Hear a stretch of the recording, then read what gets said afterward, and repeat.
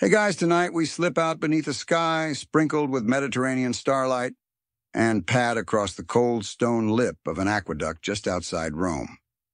You probably won't survive this if you forget your footing. 40 feet down is a hard lesson in Roman physics, but danger always sounds softer when you're half asleep. So before you get comfortable, take a moment to like the video and subscribe, but only if you genuinely enjoy what I do here, and let me know your location and local time in the comments. Now dim the lights, maybe turn on a fan for that soft background hum, and let's ease into tonight's journey together. You balance on the aqueduct crown like a cat testing a garden wall following the water back toward the Sabine Hills. Below, stray dogs rehearse their echoes while shuttered market stalls dream of dawn. A silvery ribbon of spring cold water slides past your ankles, friskier than espresso at sunrise. You dip a finger, it numbs in a heartbeat, proof that this flow began as rain 2 days hike away, coaxed downhill by nothing more exotic than gravity and stubborn engineering. Mainstream fact. Rome eventually wove 11 major aqueducts into its daily life, delivering roughly 300 million gallons every 24 hours. The Aqua Appia, born in 312 BCE, still hums somewhere beneath modern taxi traffic. Tonight, though, you ride the Aqua Marcia, finished in 104 BCE, famous for water so clear poets swore it could rinse cynicism off a senator. Marcus Agrippa later cleaned and extended the system, bragging that even the poorest insula could drink like a minor deity. A bead of moisture taps your nose. You glance up a lead patch grafted over a hairline crack. Sweats lazy droplets into the stream. Quirky tidbit, some maintenance crews nicknamed these makeshift plugs plumbum kisses and kept score of who nailed the flattest smooch. Loser bought the team a round of cheap wine, perhaps why the repairs weren't perfectly straight. Historians still argue whether the calcium scale that coats lead pipes prevented poisoning or merely flavored insanity with a pleasant aftertaste. You decide to believe the optimistic side and keep moving.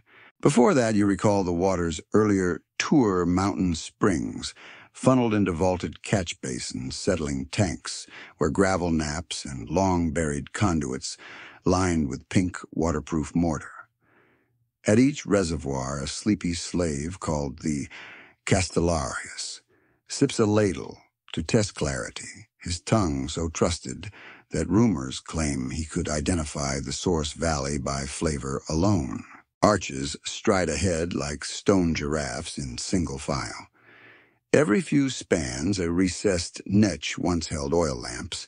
They hang dark now, rocking gently in the night breeze. You pause, imagining a first-century Aquarius jotting leak locations on a wax tablet, pockets jingling from villa bribes to widen cracks for illegal offtakes. Somewhere a night owl hoots Rome's unofficial shift supervisor, reminding you to stay focused. You crouch and press your ear to the channel wall. Inside, water whispers the itinerary of 1,000 households. Bath, steam at dawn, fountain, gossip at noon, stew pot, sighs by supper time. Joke 1, somewhere in that forecast, a senator's vanity pool gets filled before anybody's dishes are washed the perks of patrician plumbing. Midway across a shallow valley, the aqueduct flares into a spur platform where you pause to unkink sleepy calves. Bronze inspection tablets riveted to the parapet record earlier fixes in tidy Latin capitals. Aqueductus Marcia, year of the consul. Lucullus leak, sealed 5 denarii, charged 1 chicken, accepted in lieu of late fee. You run a thumb over the green-stained bronze and feel 2 millennia wrinkle beneath your nail. Directly below, a cedar overflow chute diverts surplus flow into a grain mill. Its paddle wheel turns slow and steady, sounding like a grandfather clock hiding under the hillside. Each creek sprinkles flour dust ghosts into moonlight. The baker who owns the mill is surely snoring now, but his future loaves are already in rehearsal, kneaded by water that first fell as mountain fog and will end as breakfast crust. Ancient plumbing, it seems, moonlights as a sous chef. Under the arches, vineyards nap leaves, trembling each time a drip escapes overhead.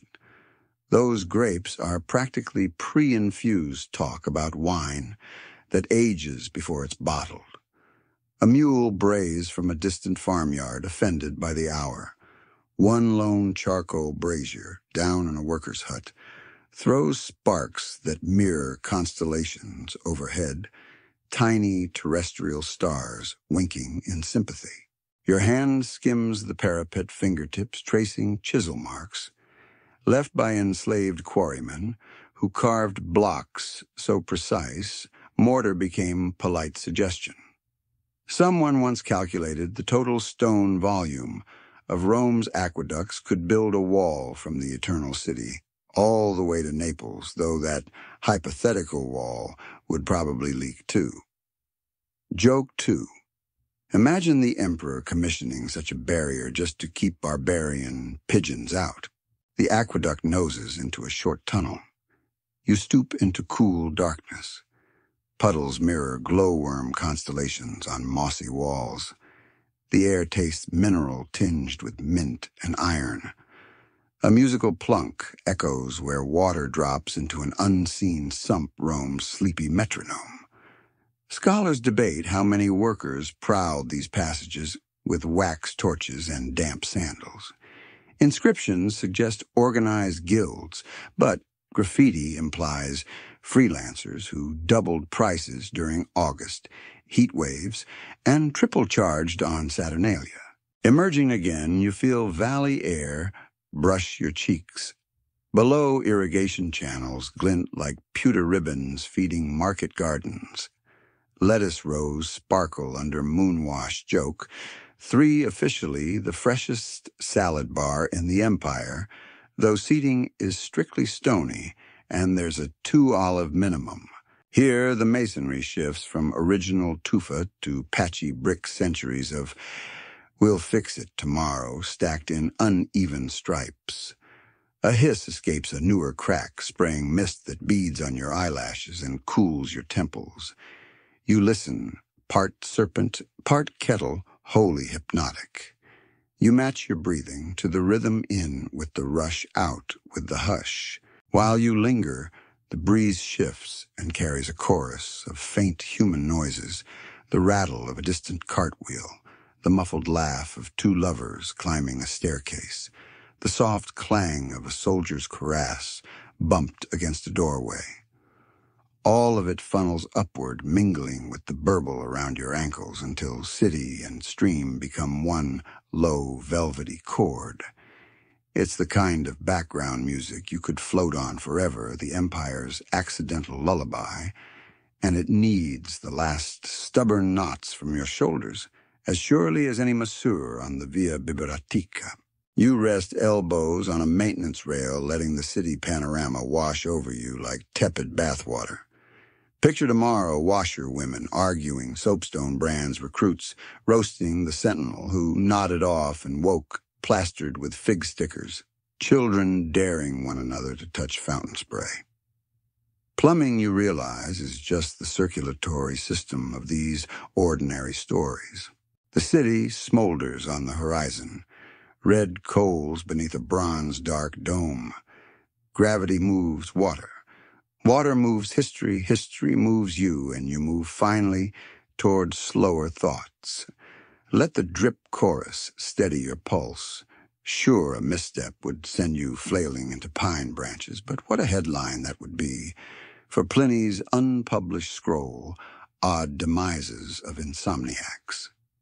Instead, you stay balanced stone beneath stars above, while Rome's ancient night cradles you in its cool, leaky arms. Night thins into smoky lavender as you leave the aqueduct's whisper and drift downhill toward the faint hiss of boilers waking inside a neighborhood bathhouse. The city yawns. So do you. Even the cobblestones seem to stretch. A baker's apprentice scurries past with loaves balanced on his head like sleepy crowns, and together you slip through the steam-clouded doorway just as the doorkeeper unbars it with a creak designed not to startle anyone like still half-dreaming. Inside, the apoditarium hums with muffled coughs and sandal slaps. You wedge your tunic into a cedar locker secured by a tiny bronze Mercury latch joke. One, apparently, the god of speed, is late for work, because the mechanism sticks until you threaten it with a sigh. Clothes gone, skin prickling in the cool air, you pad across patterned tiles into the tepidarium. The warm-up pool Romans treat like a polite handshake before hotter intimacies. Tepid water cups your ankles, knees, ribs, until you're drifting among drowsy senators and half-snoring merchants. The temperature here is judged not with thermometers, but with communal gossip. An elderly matron dips her toe, proclaims lukewarm at best, and the verdict becomes law. Mainstream fact. By the 4th century CE, the Eternal City flaunted more than 900 public baths, ranging from imperial marble palaces to alley-sized wooden tubs, proof that Romans took soaking as seriously as voting, and only slightly less seriously than lunch. Steam curls off the surface like incense, blurring mosaics of dolphins into watercolor smudges. Attendants circulate with clay flasks of olive oil for pre-scrub massage. You drizzle some along your forearms, enjoying how the scent turns skin into sun-warmed parchment. Quirky tidbit. Regulars swear you can predict furnace temperature by counting cats sprawled near the Hippocaust flue. Fewer than 3 equals merely cozy. More than 6 means your sandals might melt. 2 feline critics lounge today, tails coiled like question marks. A scholar beside you scrapes his shoulders with a bronze strigil, flicking coils of yesterday's dust onto the water like gray noodles. Between strokes, he mutters that historians still argue whether imported Spanish oil truly tasted better than local Sabine pressings, or whether marketing simply began earlier than we suspected. You file the debate alongside other unresolved mysteries like why towels never dry as fast as you need them to. Ready for bolder heat, you glide through a cedar door into the caldarium. Warmth hits with a velvet punch. Air shimmers, tiles thrum underfoot. A marble basin shaped like an open clam gushes near scalding water. You lower yourself inch by inch until heartbeat and soft plinks of ceiling condensation merge into one sleepy rhythm. In the fog, statues bead sweat as convincingly as living flesh, as though stone deities secretly envy your pores. A teenage boy chooses this moment to cannonball joke 2, sending a sheet of boiling spray over 2 magistrates who haven't been that shocked since tax season. They sputter, threaten lawsuits, then grudgingly admit the splash felt refreshing in a painful sort of way. Diplomacy by dive, a Roman specialty. The furnace stoker appears through a side hatch, flinging resin-rich pine cones on the coals. Aroma of woodland campfire mingles with citrus-sweet bath oil. The effect hovers between luxury spa and ambitious lumber yard.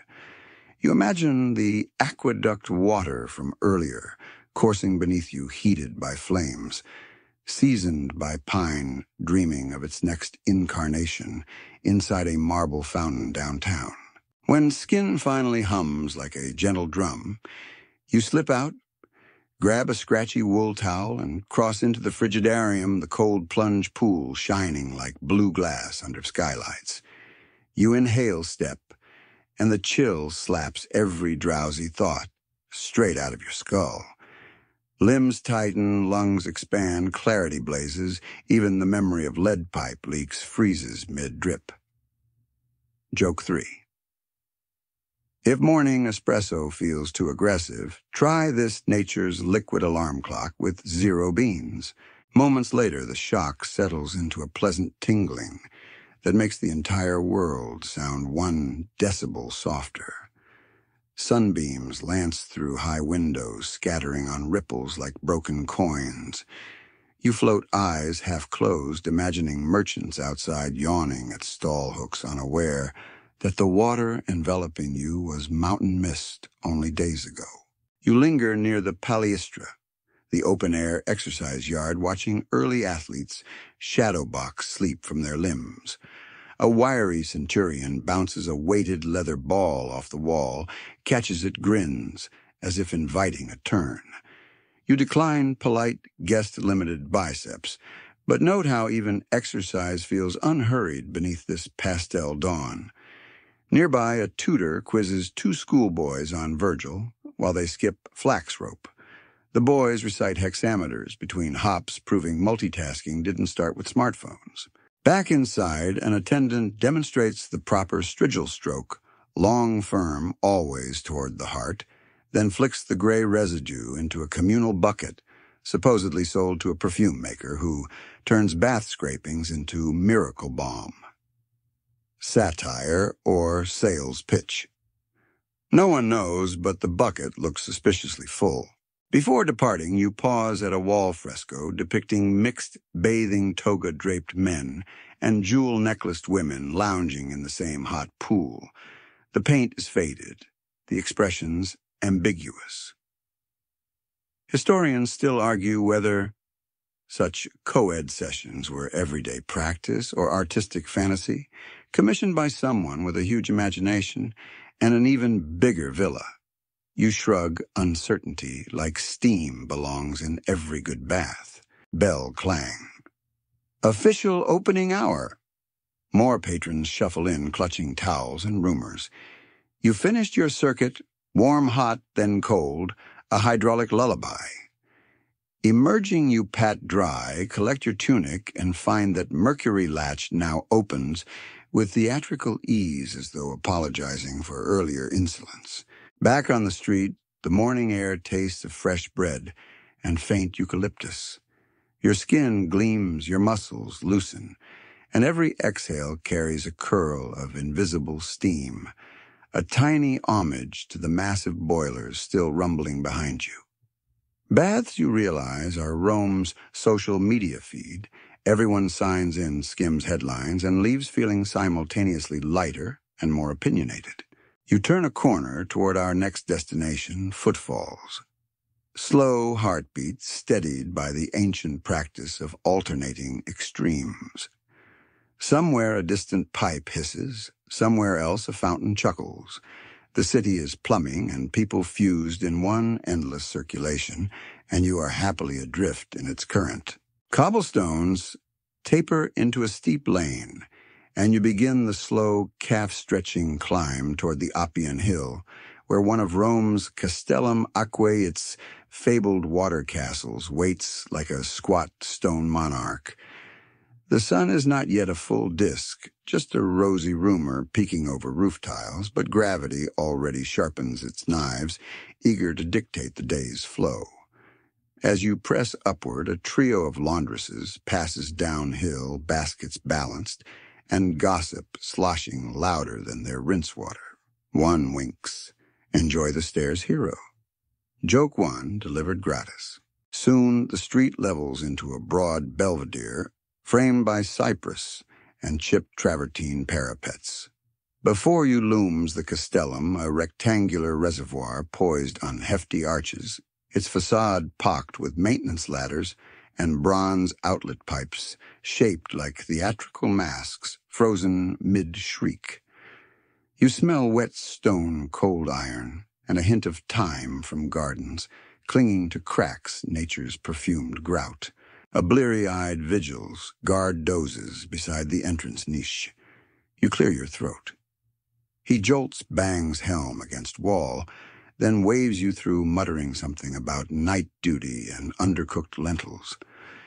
Inside, dim corridors echo with drips that sound suspiciously organized, like a covert percussion troupe rehearsing syncopated lullabies. Up a spiral stair, you emerge onto the wide rim of the settling tank. Water lies glass still, dyed peach by sunrise, and you feel the weight of an entire hilltop reservoir humming beneath your sandals. Mainstream fact. Every major Roman aqueduct terminated in several such castella-elevated cisterns where sediment sank and flow was portioned through fissure-calibrated lead outlets into branch pipes that fanned across the city. Each outlet carried an official lead tablet stamped with its allowable quota, a bureaucratic dog tag for water. You crouch to peer at one of these little sluices. Trickles inside whisper, "Shh, don't spill state secrets," before slipping down bronze-green channels towards street fountains, bathhouses, and private villas that paid extra for stronger pressure. Quirky tidbit. Tablets sometimes listed their destination in cheeky shorthand. Archaeologists have recovered one inscribed simply, "Domina Augusta, do not short," the ancient equivalent of "mess with my water," and were unfriended. A pair of municipal engineers arrive, tools jangling like wind chimes. They carry wax tablets, lead solder, and attitudes suggesting they've negotiated with both emperors and pigeons. One lowers a graduated rod into the basin, noting depth, while the other scribbles today's measurement. Historians still argue whether these gauges doubled as covert tax-collecting devices if your allotted outlet drew too much. A discreet fine appeared on your doorstep faster than you could essay plumbarius. The senior engineer invites you to lean over the parapet.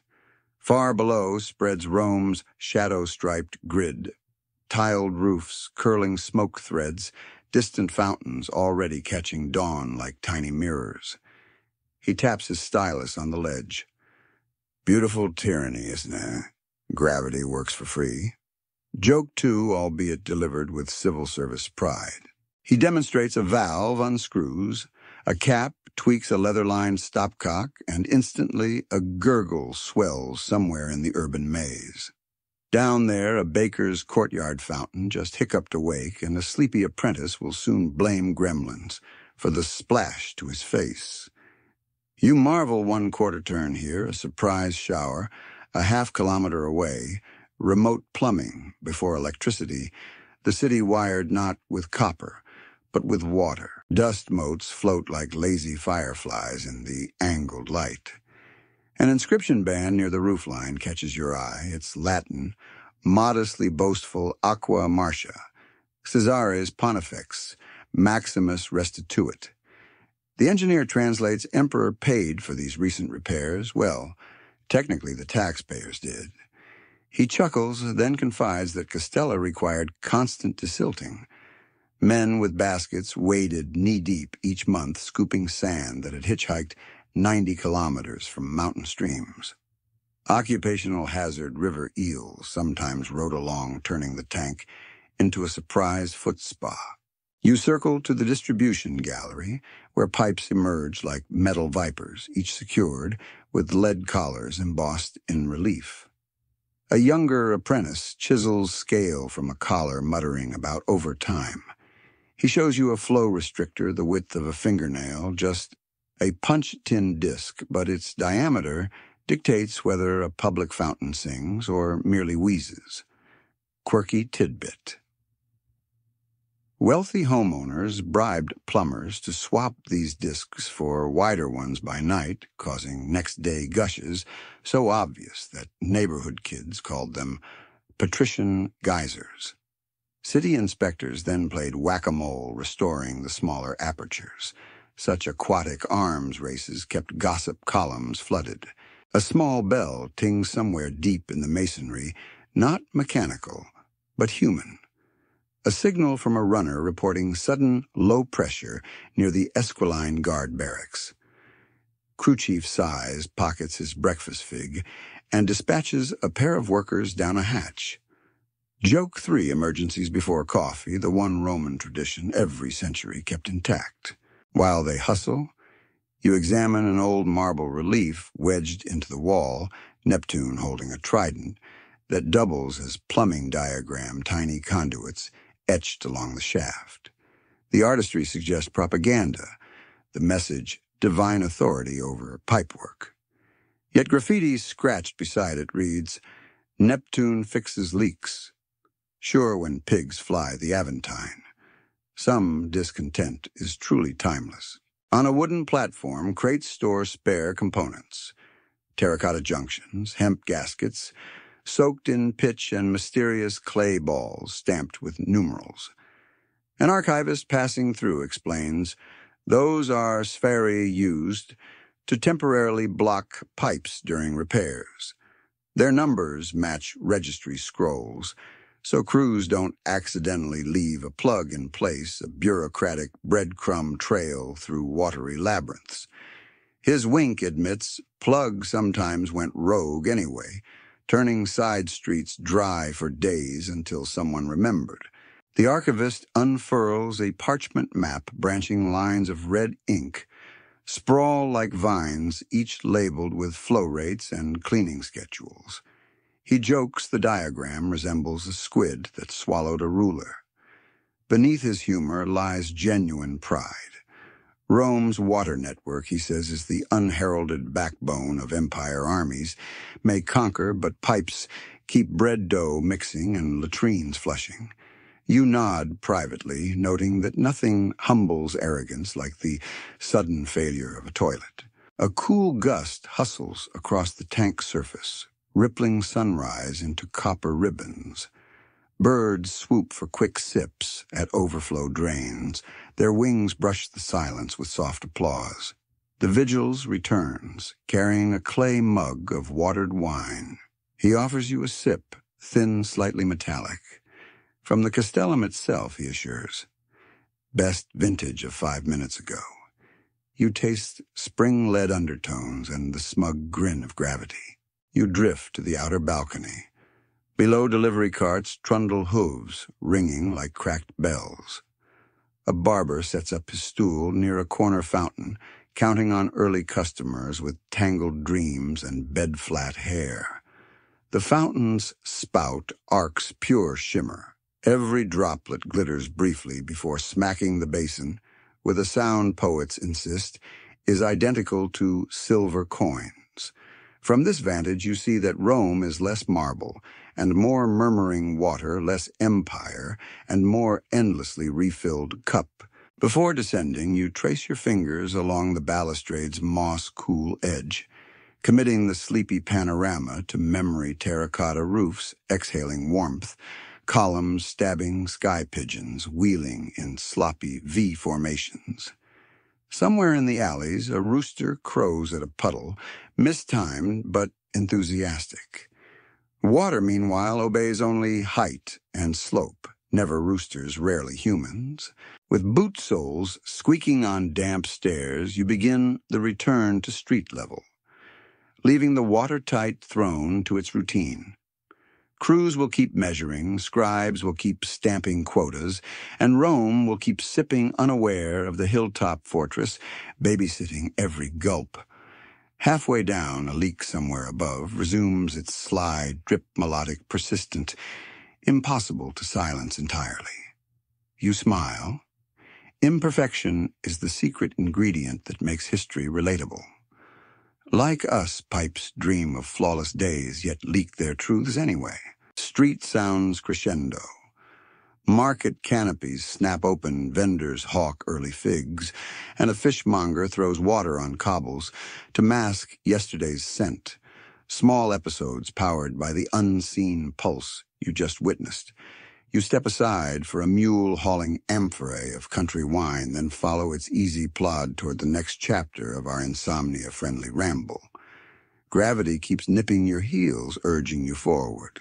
You leave the cypress-lined hill with its murmuring reservoir behind and follow the metallic tang drifting low over the Subura Rome's workshop quarter. Street chatter thins into the deeper percussion of hammers flirting with anvils, and the smell of fresh bread is bullied away by something far heavier, solder smoke laced with a sweetness that tickles the back of your throat like cheap honey. A one-eyed mule trundles by, hauling ingots the size of toddlers, their dull gray surfaces stamped with the emperor's pet titles. Whoever said power rides on horseback never met a mule full of plumbing supplies. You duck beneath a sagging lintel into the largest smithy on the block. Inside, bellows wheeze like asthmatic dragons, while cracked skylights spear the haze, turning floating lead dust into lazy silver fireflies. Pine logs, freshly hollowed into troughs, line the floor, waiting to become Rome's next arteries. 3 bare-chested plumbari wrestle a bronze ladle big enough to baptize a goat, tipping molten lead into a log mold. The metal flows like sluggish moonlight, hissing wherever stray drops kiss damp wood, and bursting into sparks that sting the men's sandaled feet. They don't flinch. You do. Joke 1 courage is often just another word for limited workplace safety training. Mainstream fact. Roman plumbers cast most pipes by coating these wooden molds with wet clay, filling them with molten lead, and splitting the timber once the metal cooled. The method churned out miles of smooth conduit faster than stone drilling ever could, though at the cost of making half the neighborhood smell like Vulcan's backyard barbecue. One craftsman notices you gawking and grins teeth already surrendering to a muted pewter tint. "Don't fret," he says, flicking a glowing bead off his arm before it hardens. "We only spill on apprentices." Nearby, another worker stamps a cooled pipe with bold capitals. IM Vesp AVG Cos 7. The lettering looks immortal, but an older stamp peeks beneath it like a ghostly hashtag proof that pipes like reputations get overwritten every time politics changes the font. A cluttered shelf holds iron chisels, beeswax plugs, and pitiable terracotta flasks of vinegary wine, part coolant, part courage. Quirky tidbit. Veteran plumbari swear that nibbling salted olives between ladles prevents lead headaches. Skeptics insist it simply replaces pain with monumental thirst, thereby demanding more olives. Ancient electrolyte drink or snack-based placebo. You decide to skip the clinical trial. Suddenly, a teenage courier bursts in, waving a parchment pressure emergency in the Esquiline barracks, the very leak saga you glimpsed from the castellum.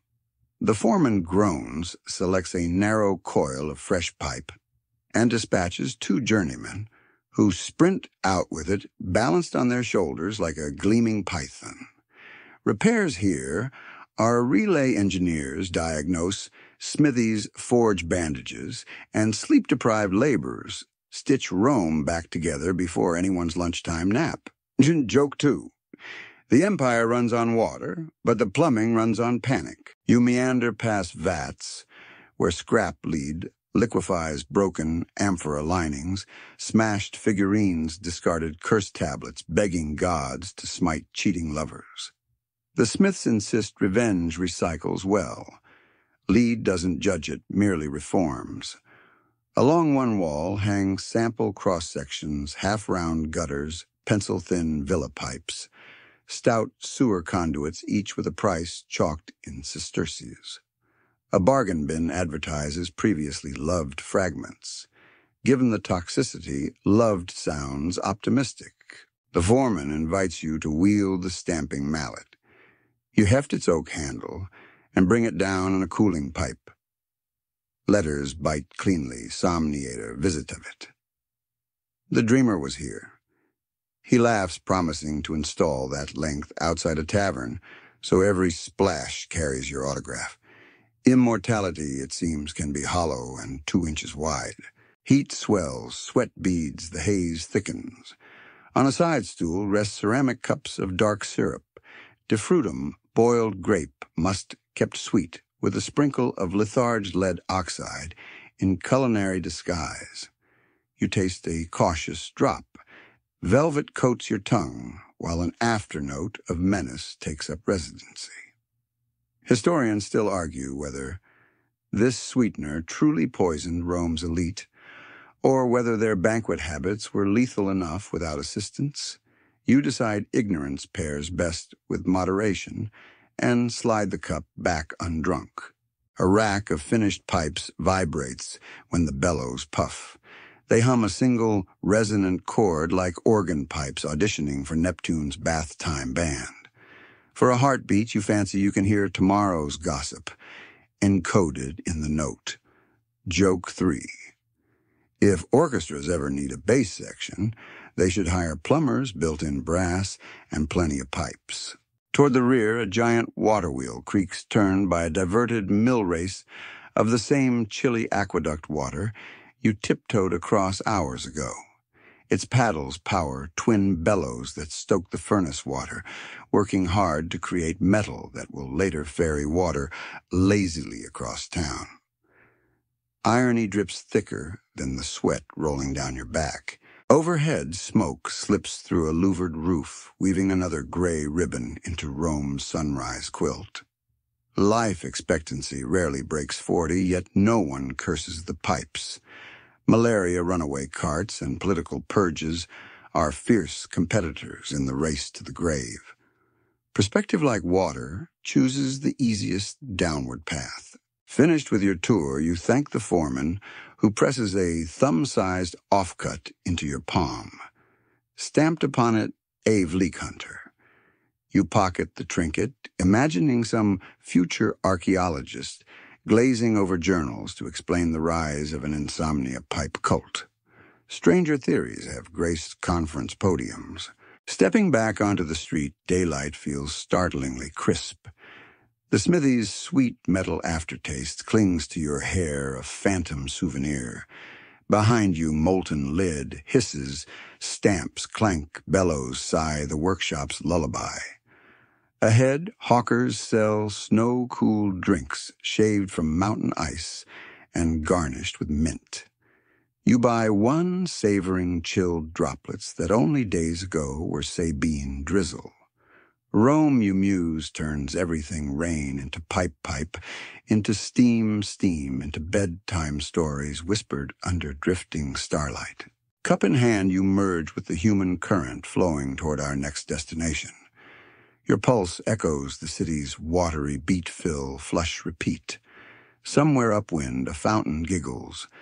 Somewhere beneath a brand-new pipe begins its centuries-long exhale. And you, half awake, half enchanted, follow the drip-line path ahead, gravity, tugging gently at your eyelids. You let the clang of smithy hammers fade behind you and angle toward the quirinal slopes where Rome's hillside terraces descend like giant stone steps into humming streets. The air here vibrates with a cocktail of citrus peel, warm honey cakes, and the steady percussion of fountains splashing into marble basins.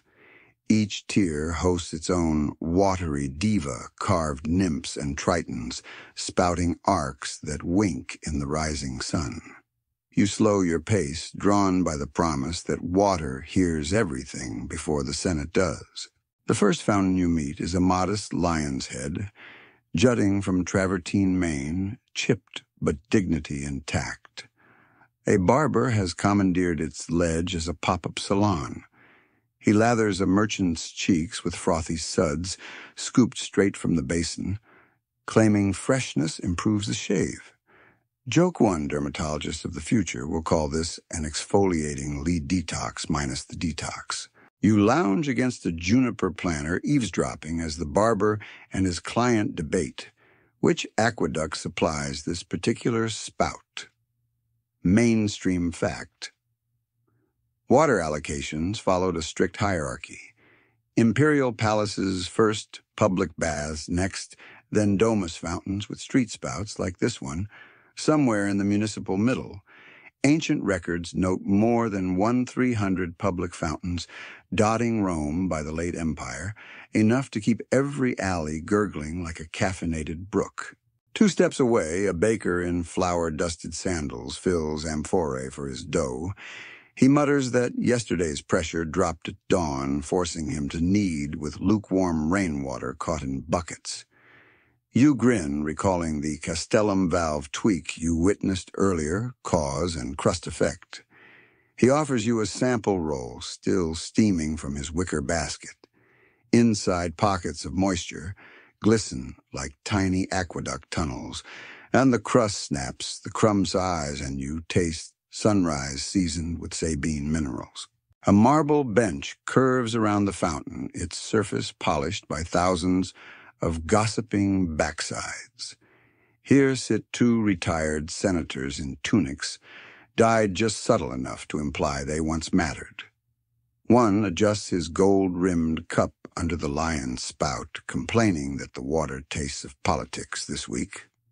His companion nods gravely, eyes darting to confirm whether any spies lurk within earshot, which of course you do. They whisper about a rumored pipeline being discreetly rerouted to a new villa on the Aventine, the owner bribing Plumbari with crates of Spanish olives. Historians still argue whether such midnight diversions truly starved poor districts or whether city inspectors exaggerated to justify fee hikes. Truth like water slips through any gap it finds. Your gaze lifts to grilled balconies overhead, each boasting its own tiny fountain lizards, carved in repose, dolphins frozen in mid-curl, even a giggling satyr whose stream angles just low enough to resemble a never-ending prank. Quirky tidbit. Some households colored their water with pulverized indigo petals, on festival days turning every splash into a pastel spectacle that stained unsuspecting togas sky blue. Laundry workers cursed, children applauded, and pigeons strutted around looking like accidental artworks. A shoemaker approaches the basin, rinsing a row of supple leather straps. He complains about clogged jets, blaming hairpins sacrificed by fashionable matrons rinsing curls. He brandishes a bent pin as evidence plumbum kiss number 2 in your growing leak scrapbook. You recall the smithy foreman's gift in your pocket and feel suddenly inducted into a clandestine order, the cult of continuous drip. Joke 2 membership perks include midnight serenades by faulty valves and a lifetime supply of unexpectedly damp socks. Nearby, a street storyteller captivates 3 children with tales of the Cloaca Maxima, gargling monsters. He accents every roar by cupping water in his hands and letting it fall dramatically.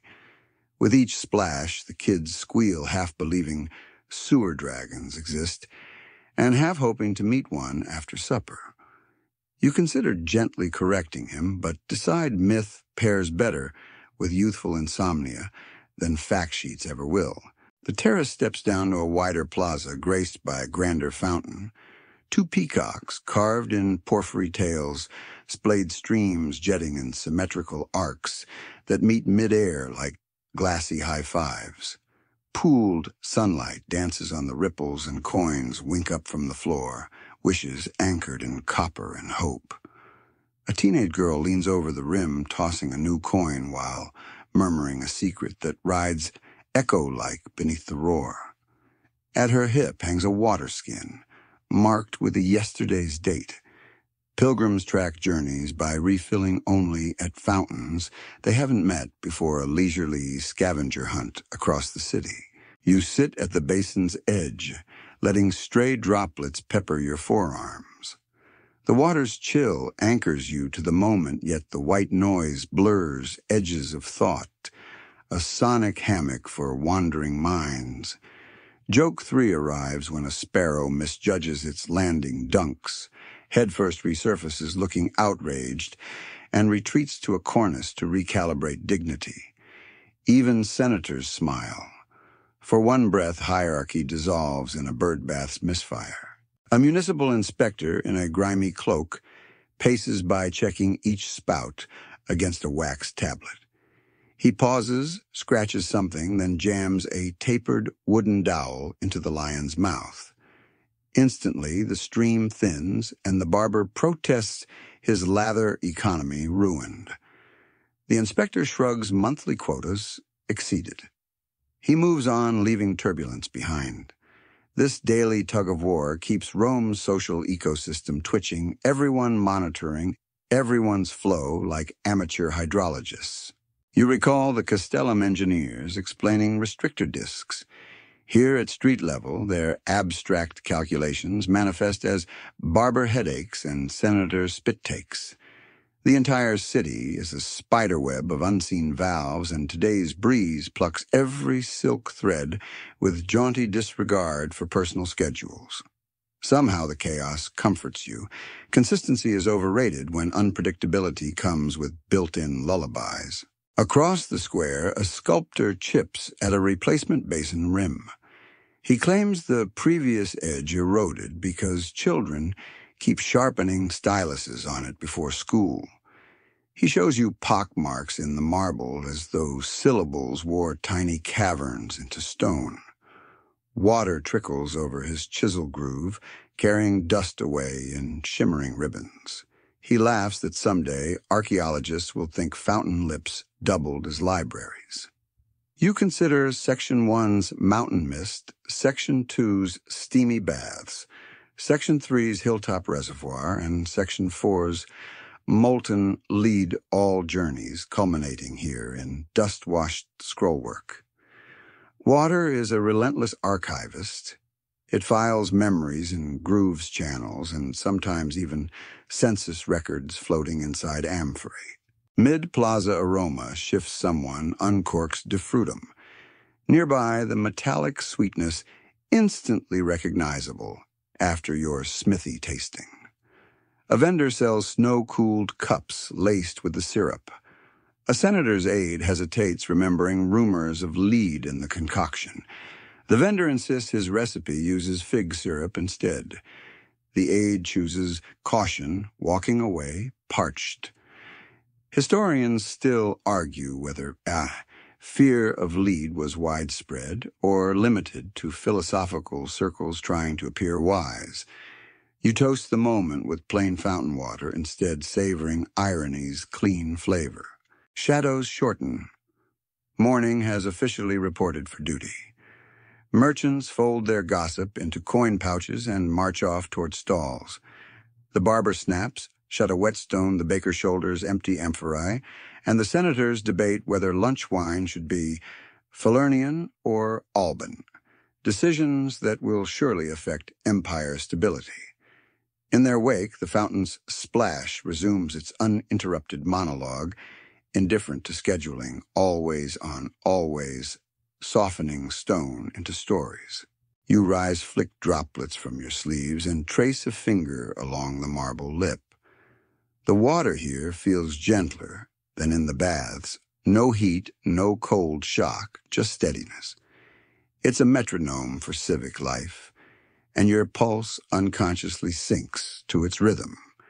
Somewhere beneath your sandals, new lead pipes funnel this conversation onward, ready to whisper into the next plaza's ears.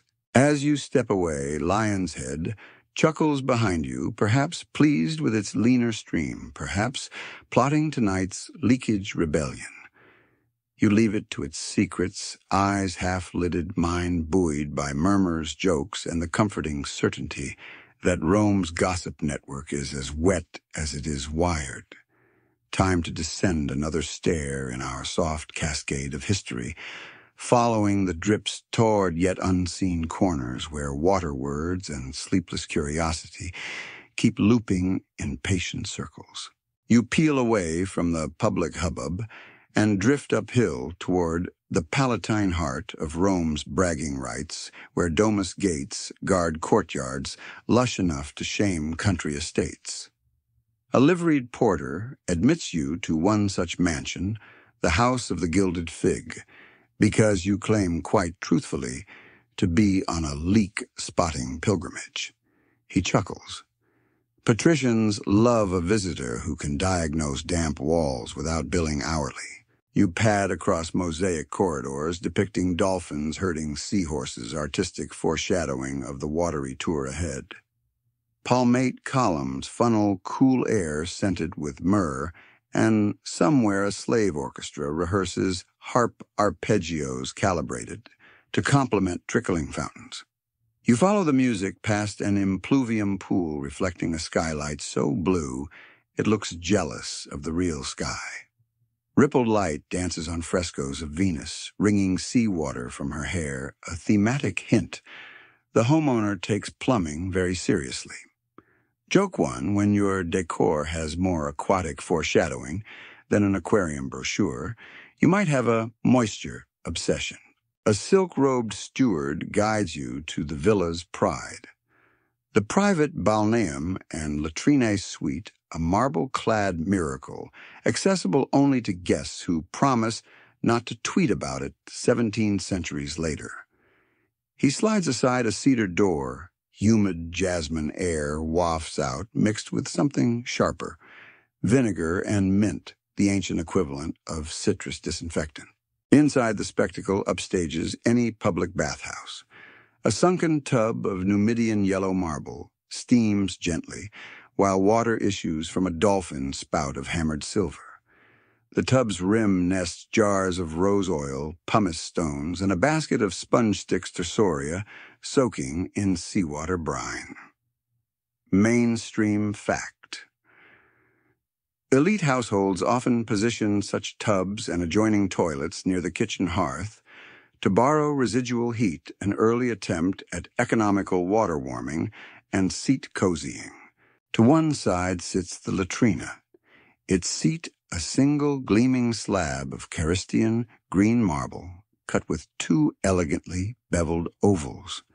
Lead pipes, newly cast you note from their bluish sheen, feed. A constant dribble beneath each opening, ensuring waste slides politely away into the villa's private branch of the Cloaca Maxima. Your inner leak inspector nods approvingly. Earlier smithy handiwork lives on in luxury. Engraved on the seat's front edge, cuvized Cavsus foricari, non amet. May he who dislikes toilet chats be excused. The steward grins, explaining that morning business doubles as strategy session for the master and his advisors. He gestures to a low bronze stand loaded with scrolls of politics, philosophy, and, just for balance, spicy poetry by Catullus. Joke 2, multitasking reached peak efficiency when senators could veto tax proposals and relieve yesterday's garum simultaneously. You examine a wall niche stocked with glass files. The steward uncorks one, letting a whiff of cardamom and bay drift into the steamy chamber. Quirky tidbit. Rumor says Emperor Nero once perfumed his palace latrines with saffron mist, so fragrant that startled guests emerged smelling richer than when they entered. Tonight's homeowner settles for cheaper but still eyebrow-lifting aromatics enough to mask any whiff of civic decay. Across from the seat, a mosaic of Pegasus splashes through clouds while 4 cherubs hold a scroll, reading Aqua Serva Honorum Water preserves dignity. You wonder whether the cherubs ever witness less dignified splashes. Beneath the artwork, a silver faucet shaped like a peacock head dispenses rinse water onto a shallow onyx shelf. A servant demonstrates squeezing a sponge stick, then flicking excess drops into a miniature drain. The entire performance is choreographed, like temple ritual, proof that sanitation and sanctity share more than the first 3 letters. As you marvel, the steward lifts a panel in the wall to reveal the plumbing innards, a forest of lead bends and bronze valves labeled with ivory tags. He twirls one wheel half a turn, and the peacock faucet gushes with renewed vigor. Your earlier Castellum lesson echoes tiny adjustments up top, dramatic gushes downrange. He warns that mischievous children sometimes sneak in at night to create indoor rainstorms, an offense punishable by 1 week of sponge cleaning duty. Historians still argue whether such stories are parental scare tactics or evidence of genuine hydraulic chaos in noble nurseries. A slave enters carrying a feathered rod unlike any you've seen, bright teal plumes fanning from a gilded handle. The steward explains it's a peacock-feather toilet brush reserved for honored guests. Ostentation meets sanitation. He twirls it like a parade baton, and fine droplets flick off the tips, catching lamplight like mini rainbows. You can't decide whether to salute or sneeze. Joke 3 modern bidets would blush at this level of showmanship. He invites you to trace a fingertip along the marble seat. Its pleasantly warm heat siphoned from a hypocaust flue below. Your skin thrills at the contrast, cold silver water hissing beside toasty stone. Whispered wind through a ceiling vent turns steam into slow-motion clouds, swirling around statues perched on corner plinths. One statue of Hygeia, goddess of health, holds a serpent who seems to glance suspiciously toward the toilet seat, as if worried about splash zones. You inquire about maintenance. The steward rolls his eyes toward heaven. Leaks in luxury pipes command emergencies measured in heartbeats. He employs 2 full-time plumbari, a rota of bucket bearers, and an astrological consultant who schedules pipe repairs only when Mars is not in retrograde. Skeptical, perhaps, but the homeowners claim water flows smoother under favorable stars. Astrology, the Empire's original warranty plan. He confides that the mistress recently considered lining the tub with thin gold leaf, believing it detoxifies aches. Quirky tidbit, number 2 bonus. Some aristocrats brewed golden water by dissolving minute gold flakes in vinegar, then gargling it to stave off old age. Whether the idea worked or just gilded ulcers remains, yes, another shining mystery. You step back toward the doorway for a last panorama. Sunlight pierces a high clear-story window, spotlighting a single steam wisp rising from the tub. It curls, hovers, and dissipates Rome's invisible signature. Somewhere underfoot, waste barrels into the main drain, beginning a darker journey you'll meet soon enough. Behind you, the steward reseats cedar panels, sealing away the labyrinth of valves with a gentle click. Before leaving you, dip your palm beneath the dolphin's spout. The water clings cool and oily with trace lavender. You inhale, note only the faintest metallic whisper, lead hiding behind perfume like a shy ghost. The emperor's stamp on each pipe assures quality, yet your memory flashes to Smith's, coughing in smoky haze. Convenience always drafts an invoice payable sooner or later. But that's a worry for waking hours. As the porter escorts you out, he hands you a tiny carved ivory token, a restroom pass valid for future visits. You flip it. Etched on the back, a jest, ni exceedas horum, do not exceed 1 hour. Evidently, even opulence enforces time limits when cues threaten high dignity. Stepping outside, you blink in midday glare. The villa's outer fountains murmur farewell, and you realize you've spent the morning traversing every social stratum. By following a single element, water, born in mountain mist, hammered into pipe, dribbled into porcelain luxury, then swirled away to some cavernous rendezvous you'll reach after lunch. For now you merely savor the after-scent of jasmine and iron, the echo of gurgles behind gilded doors, and the lingering warmth on your fingertips. You head downhill toward the bustling Via Flaminia, where roadside latrines await less glamorous patrons. The marble seat's memory stays like a smirk on your palms, reminding you that luxury is just distance measured in lead conduit and coin. Gravity calls again, and you obey, drifting with the current toward the next humbler cue of history's great wash cycle. Dusty mile markers tick by as you and the afternoon sun trudge north along the Via Flaminia, trading the Palatine's perfume for the honest scent of oiled cart axles and horse pinions. The road crests a low ridge, revealing a cluster of tile-roofed way stations crouched beside cypress trees, Rome's suburban pit stops equal parts inn-stable, and communal restroom. A wooden sign creaks overhead. Felix Convenience, Mancio Happy Meeting Place. You smirk. Happiness here is measured in the length of the latrine queue and the availability of sponge sticks that haven't gone on strike. Travelers gravitate to the long, low brick building at the compound's edge. Its doorway exhales a cool dampness faintly laced with vinegar and distant laughter, promising relief satire and perhaps moral peril in equal measure. Inside 2 rows of marble seats line a vaulted hall open to the sky, a modest cousin to the patrician powder room you left earlier. You join the end of the queue, sandals scuffing mosaics so worn the depicted sea monsters look more like confused noodles. Latrine etiquette requires conversation, so the legionary ahead turns and nods. He traveled 3 days from Rimini and swears the sponge vinegar solution back there could pickle a shield. Hope this place believes in dilution, he grumbles. Joke 1 delivered with soldierly grimace.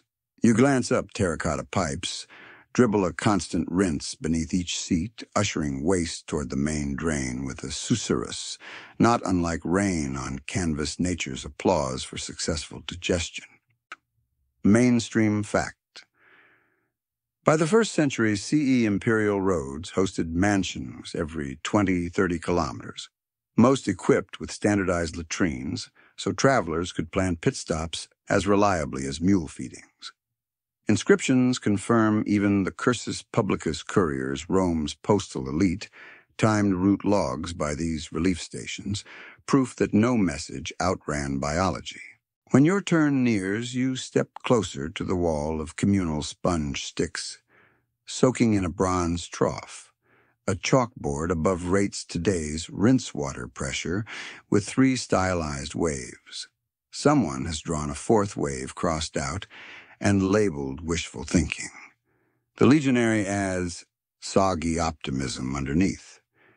Graffiti evolves in real time here, part Yelp review, part stand-up routine. As the queue advances, you study carved snippets on seat fronts, Feliciter seated.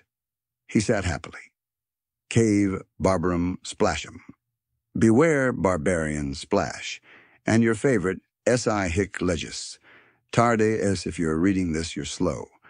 One inscription boasts a tiny bust of Emperor Vespasian, the man who famously taxed public urinals.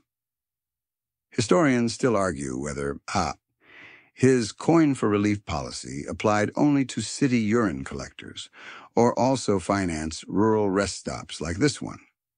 Scholars trade barbs over missing tablets, while tourists merely trade coins for comfort. Your moment arrives. You tuck tunic edges settle onto cool marble and exhale as gravity completes its negotiation. Overhead, rectangular skylights frame drifting clouds. A swallow darts through nabbing flies, fattened on unmentionable aromas. A slim aqueduct spur delivers water into an elevated gutter, the trickles soothing enough to lull even the most travel-tightened muscles. Whispering rivulets echo Section 1's distant mountain spring, same drop, different destiny. A vendor in the corridor hawks perfumed oil and copper tokens, redeemable for premium sponges. You pass. Your Insomnia budget prefers standard issue. He hustles to the legionary instead, promising double mint freshness strong enough to charm a Gaul. Joke 2 triggers eye rolls from the surrounding seats. Still, 2 patrons buy tokens, partly for novelty, partly for an excuse to delay standing up. To your left, a marble bench sports a fresco of Mercury, sprinting with a scroll. But someone has added charcoal speech bubbles. Deliver in haste, evacuate in leisure. The juxtaposition of divine velocity and bodily inevitability feels oddly profound. You muse that empires may rise on strategy, but they pause for plumbing. A mild commotion ripples down the hall. Flush pressure declines to barely a drizzle. A stable boy pants half-donned points accusingly at the downstream culvert. Soon half the occupants chant strophium, local slang for a pipe blockage resembling a twisted bra.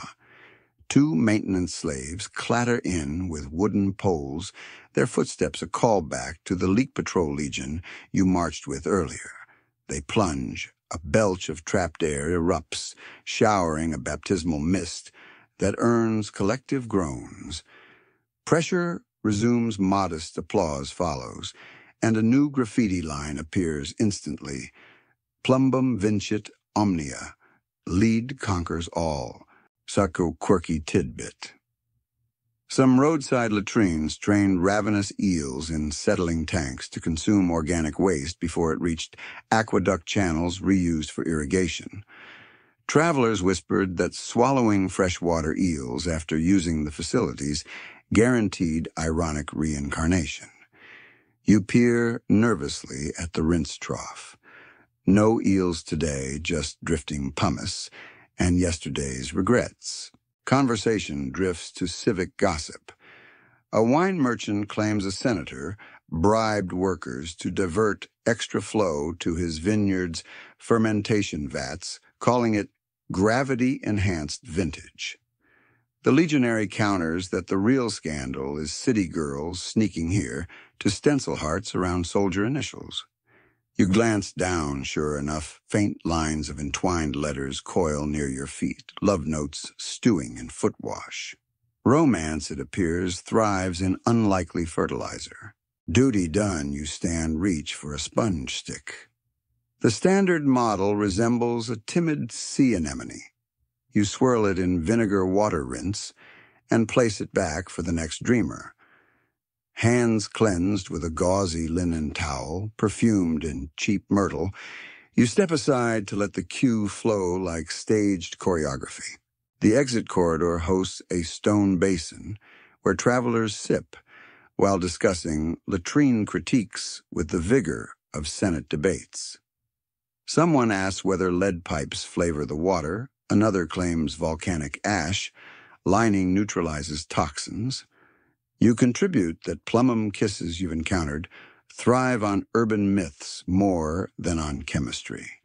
Friendly chuckles, shared superstition, and suddenly you are part of a temporary republic founded on digestive democracy. Outside, late afternoon, light turns the courtyard's paving stones gold. Carts creak, horses snort, and a baker sells honey fritters. Dusted with cinnamon, perfect reward for latrine survival. You buy one. The crisp shell cracks oozing warmth that pairs disturbingly well with the vinegar note still haunting your nostrils. Joke 3, nothing seasons pastry like the relief of an unblocked drain. Dust devils whirl across the roadside field where olive trees stand like sleepy sentinels. Behind you, the latrine's rinse cord continues a subdued cataract, underscoring cicada song. You pause, listening to the same water that hours earlier glittered across a patrician bathroom, steamed in city baths and whispered over aqueduct arches. Every droplet narrates a looping epic, yet travelers hear only the chapter they need most. As evening shadows lengthen, you shoulder your satchel, now heavier, with observations and faint marble chill. The legionary claps your back, wishes you easy miles and faster pipes, then strides toward his barracks call. You turn south, intent on plumbing Rome's cavernous sewer, next where everything you've tracked finally convenes for its moonlit encore. Gravity nudges your soles, the road hums under steady steps, and somewhere behind, new graffiti already critiques tomorrow's flush. A violet dusk seeps across the sky as you slip back inside the city walls, following a sour, sweet breeze that guides you toward the Velabrum lowland, where Rome's deepest secrets collect. Here between forum temples and warehouse arcades, an inconspicuous travertine arch yawns at street level half hidden by produce carts and optimistic fig sellers. You duck beneath, and the civilized chatter outside fades to a single long breath that smells of damp clay riverweed and 2,000 years of civic oversharing. One step, two, sandals squelch, and suddenly you're ankle-deep in the pulsing artery locals call the Cloaca Maxima, the great sewer that eats whatever the empire forgets to chew. Torchlight fidgets against tunnel walls, blackened to a mirror sheen by centuries of slime polish. Overhead barrel vaults, stitched from tufa blocks, curve like the ribs of a sleeping beast. Stray drips plink echo and vanish downstream. Mainstream fact. Begun in the 6th century BCE under King Tarquinius Priscus, the cloaca started as an open drainage ditch before later engineers vaulted and paved it, ultimately channeling runoff from 7 hills and countless latrines straight into the Tiber. By the High Empire, its galleries reached 7 meters tall, big enough, Pliny bragged, for a hay barge to sail through at flood stage. A maintenance platform juts into the main flow where 3 cloacari, Rome's sewer guilds, stand hip-deep in murk, armed with bronze rakes, and an optimism so heroic it deserves its own triumphal arch.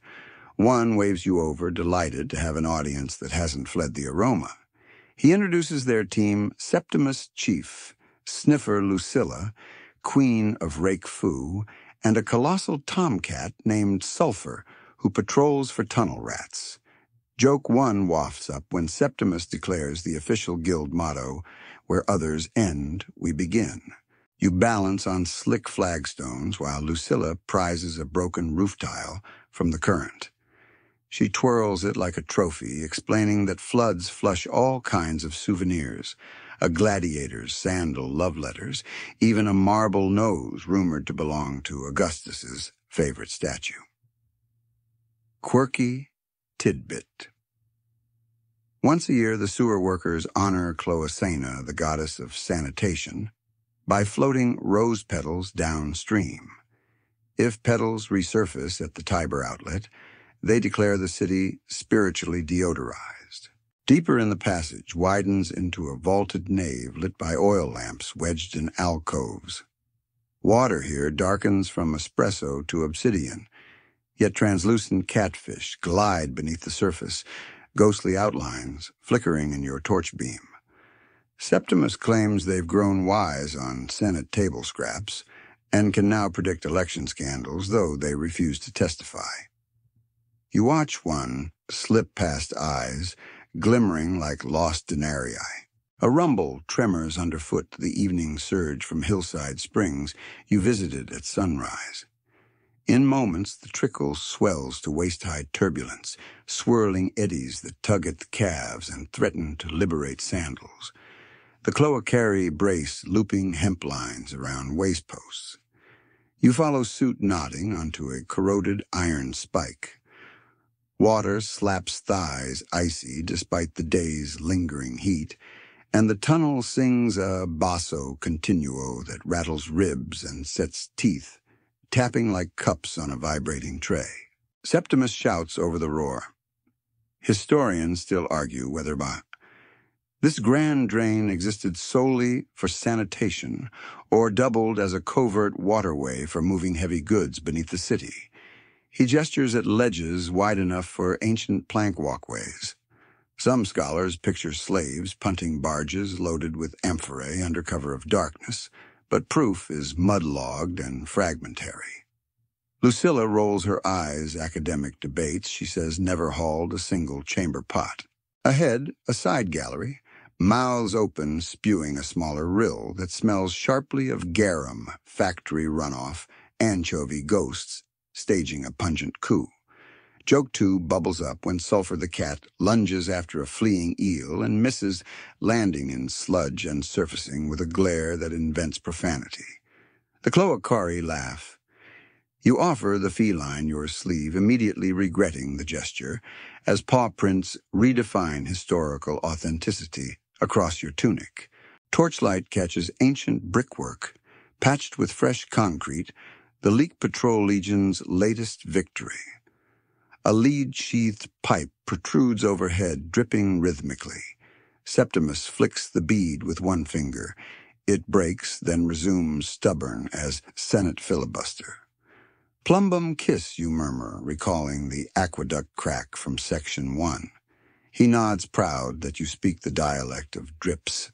At a junction called the Arco di San Giovannino, the ceiling suddenly soars. Shafts of evening light slant through street-level grates, spotlighting miniature waterfalls that pour from storm drains above. Mist coils upward, mixing with lamp smoke, to craft a shifting tapestry, like frescoes that repaint themselves every breath. Here the water hushes into wider, slower pools where sediment settles and the catfish feast. Lucilla kneels, scoops a jarful of silt, and explains they sell it to gardeners who swear sewer soil grows the sweetest cucumbers. You vow never to mention this at dinner parties. Farther along, carved reliefs appear old Republic masonry, depicting river gods reclined on amphorae. Graffiti cuts across their beards. Cave Muria. Beware the brine, likely scrawled by saltfish merchants, annoyed at frequent floods. Lucilla confesses that during heavy rain, backflow can geyser up street fountains, startling late-night drunks into unexpected baptisms. The unofficial term is cloacal kiss. Joke 3. Rome offers free spa treatments. Results may vary. The tunnel kinks left, and a roar builds until conversation surrenders. You emerge onto a ledge above the Grand Falls, a man-made cascade where 5 tributary drains converge, dropping 3 meters into cauldrons of foam before racing toward the Tiber. The sound swallows thought a primal white noise blanket thick enough to smother politics and lull elephants.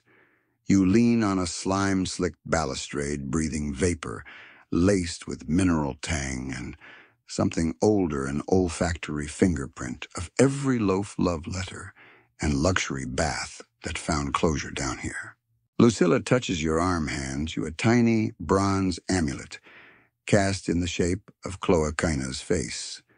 For sweet dreams, she shouts. She keeps nightmares flowing away. You thank her, pocketing the charm next to the lead offcut and ivory restroom token, a growing menagerie of Rome's watery talismans. When the surge calms, the cloacare guide you to a spiral escape shaft. Iron rungs climb toward a distant coin of twilight. Partway up, you pause and look back. Torches recede to amber pinpoints. Sulphur's reflective eyes track your ascent with wounded dignity. Water roars below, fading into a lullaby of distant thunder. You think of Section 2's bath, steam, Section 5's terrace fountains, Section 6's scented latrine, every tier of Roman life, layered like sediments in the sewer's bed. Here at the city's gurgling nadir, all stories merge, swirl, and rush onward in democratic dissolution. You emerge through a street grate behind an herb stall. Warm air, basil-rich, hits like a welcome slap. Vendors stare as you dust moss off sandals, dripping just enough to water a potted rosemary. The buzz of twilight markets returns cicadas, tuning instruments for their nocturnal concert. Fresh water trickles somewhere nearby, politely pretending it never met your clothes an hour ago. You draw a long breath, topside oxygen laced with grill smoke and lamp oil, then set off toward the Aventine, where rumor says water thieves test new taps under cover of night. Gravity tugs at your heels, memory of the sural chorus humming in your bones. The city above may chase glory, but the river below already owns tomorrow's gossip riding dark waves toward oblivion, or perhaps just the morning catch nets downstream. Either way, you intend to follow the drip trail as far as Insomnia will allow.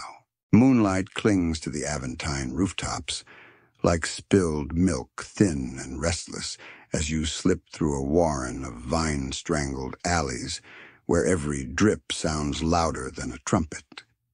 Midnight has plucked the city's louder chords. What remains is a hush, thick enough to fold.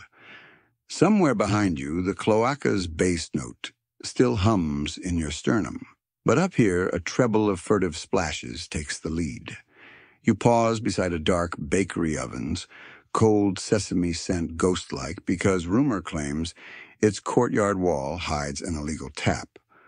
The rumor is right. A silhouette crouches over a lead conduit exposed between bricks. He wields an iron gimlet, twisting with the leisurely confidence of a dentist who bills by the hour. Each half-turn produces a fresh bead plumbum kiss number.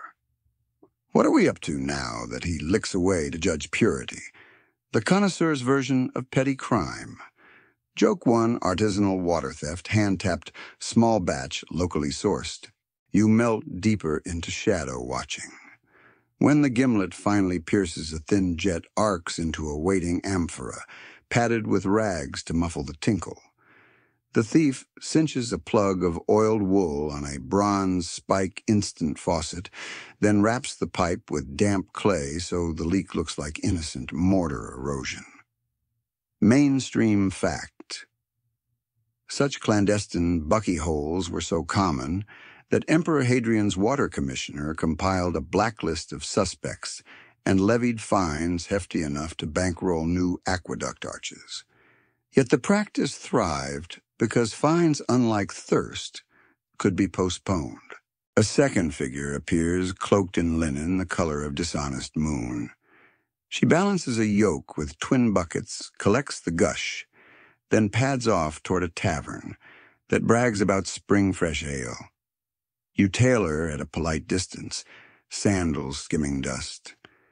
The alley angles downhill toward a wooden gate.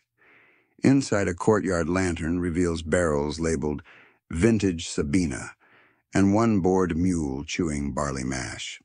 The woman pours her stolen stash into a cask, stirs, and tastes.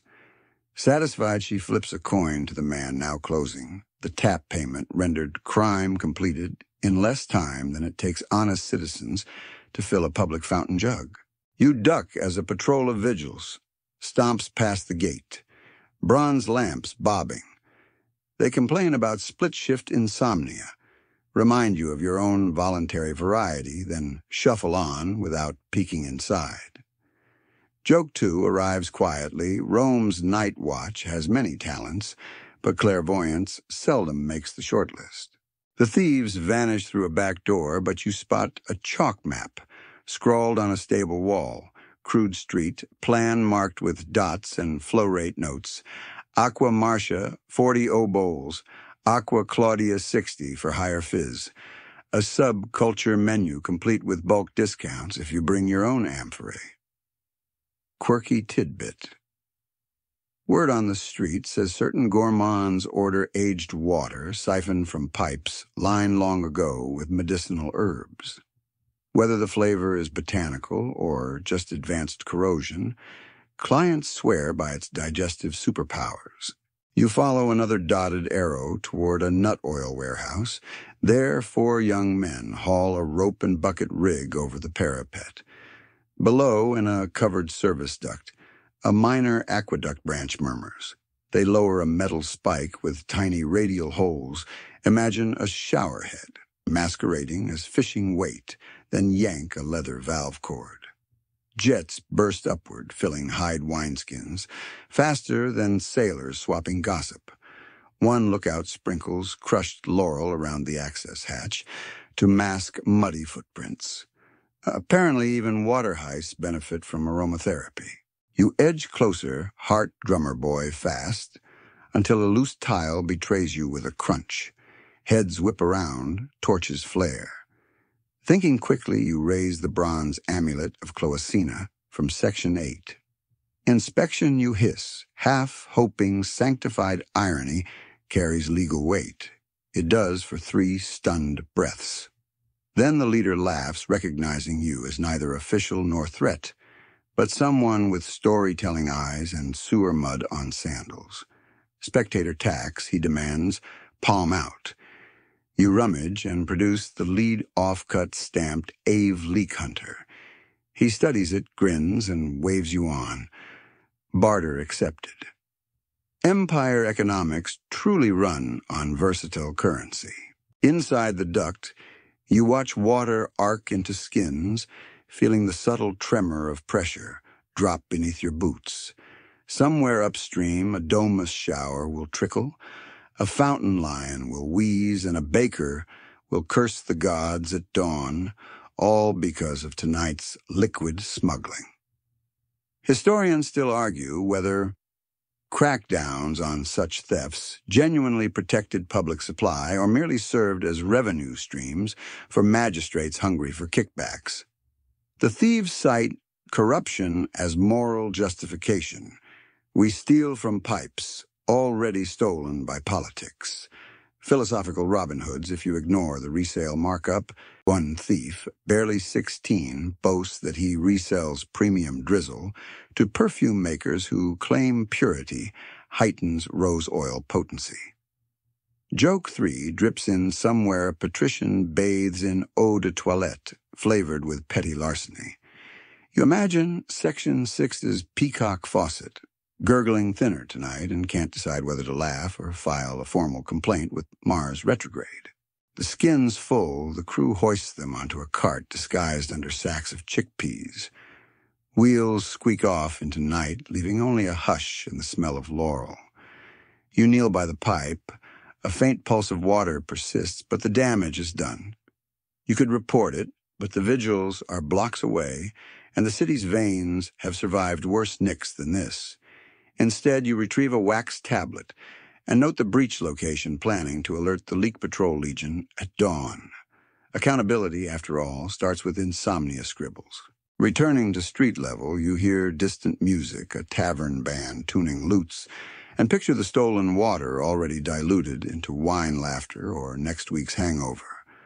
Drops travel fast when ambition leans hard. You trace a finger along a dripping cornice, whispering a promise to tell its tale. That's plenty revenge for a storyteller. The cornice answers with one last splash onto your sleeve, sealing the pact. Above, clouds drift off, unveiling a fat moon that shines like a plumber's freshly hammered ingot. It gilds the rooftops, highlights every gutter, and paints your path southward toward the next junction of legality and leakage. The night feels lighter now, as though the city exhaled secrets and invited you to carry them. Your footsteps sync with the steady drip of a faulty gargoyle spout, slow, deliberate, hypnotic. Past a silent insula doorway, 2 cats drink from a puddle, glimmering with starlight and maybe a hint of illegal fizz. They pause, eyes glowing, as if to ask whether you'll share tonight's password. You bow slightly. After Sulphur's sewer scowl, you respect feline jurisdiction. The cats resume sipping tails, flicking in contented conspiracy. You skirt the circus, Maximus its deserted track shining faintly. A solitary torch atop a watchtower catches the breeze and flutters like a malfunctioning star. Somewhere underneath the stands, aqueduct branches feed maintenance fountains. You mark the spot, suspecting thieves may expand here soon. Experience teaches that crime, like water, follows the path of least resistance and occasionally the promise of free stadium drinks. At last, you exit the thieves' quarter lungs, tasting of laurel smoke and moral ambivalence.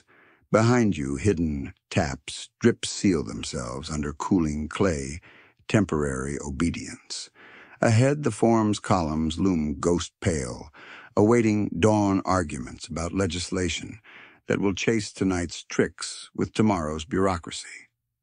You meanwhile carry on guided by faint gurgles, jingling souvenirs, and the steady tug of gravity, pulling lids ever lower.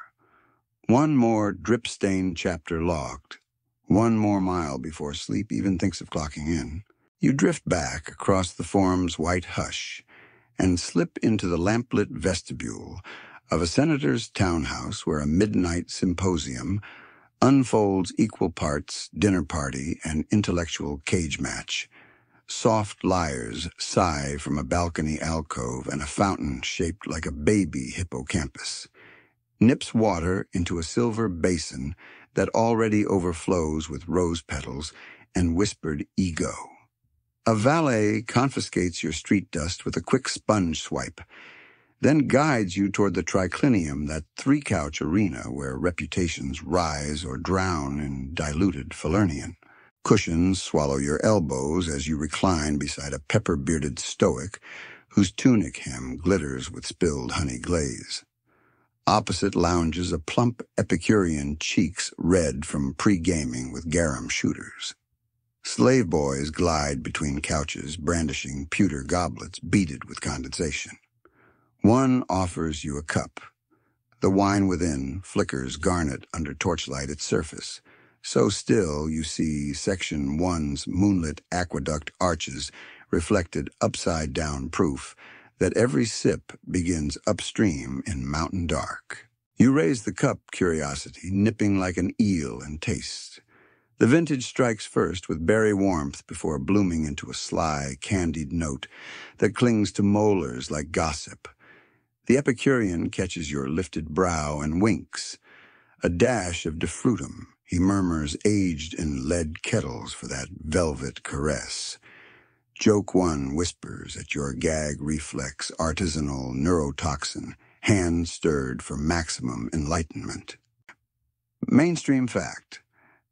Roman cooks routinely simmer grape must in lead-lined cauldrons, producing sapa-rich in lead acetate, sugar of Saturn, a sweetener prized by chefs and greedily lapped by taste buds, unaware of periodic tables. Today's host prides himself on importing Amphipolitan grapes solely because their high acidity extracts more of that silvery tang. He claims it adds philosophical depth. You suspect it simply adds lead. The Stoic snorts. Depth, perhaps of grave pits. He twirls his cup so torchlight paints molten stripes. Even the water in these pipes tastes like metal death. He's not wrong. Your tongue detects a faint echo of smithy smoke and plumbum kisses from Section 4 disguised beneath the cinnamon. He leans closer, voice dropping. Historians still argue whether our noble plumbing dulls minds or merely magnifies existing foolishness. He points his cup toward an orator now attempting to rhyme Cicero with libero and a drinking chant, evidence for both theories. Musicians modulate into lazy chords as servers parade roasted thrushes skewered on rosemary twigs. Between platters they rest silver pitchers upon a sideboard carved like a grape arbor. Condensation snakes along the metal, pooling onto mosaic grapes that seem to swell in relief. You watch a server top the Epicurean's goblet. The wine sloshes with syrupy languor. Each ripple drags a micro-echo of sewer bass you still feel in your bones. Quirky tidbit. A physician across the table boasts of treating headaches by prescribing thin shavings of lead dissolved in vinegar to draw out excess black bile, he claims. The Stoic fires back that black bile looks suspiciously like the physician's fee ledger. The table titter erupts, saucer eyes darting to confirm no malpractice lawsuits hover in the rafters. Conversation pivots as a visiting rhetorician poses the night's thesis. Does lead rot genius or refine it? He cites anecdotes, Nero's haunting lute solos, Caligula's impromptu moon howling, all rumored to follow heavy indulgence in sapa. The Epicurean counters that Socrates drank bronze cup wine and still annoyed juries. Philosophy ping-pongs until a poet slams his fist declaring, any metal tastes sweeter than watered-down ideas.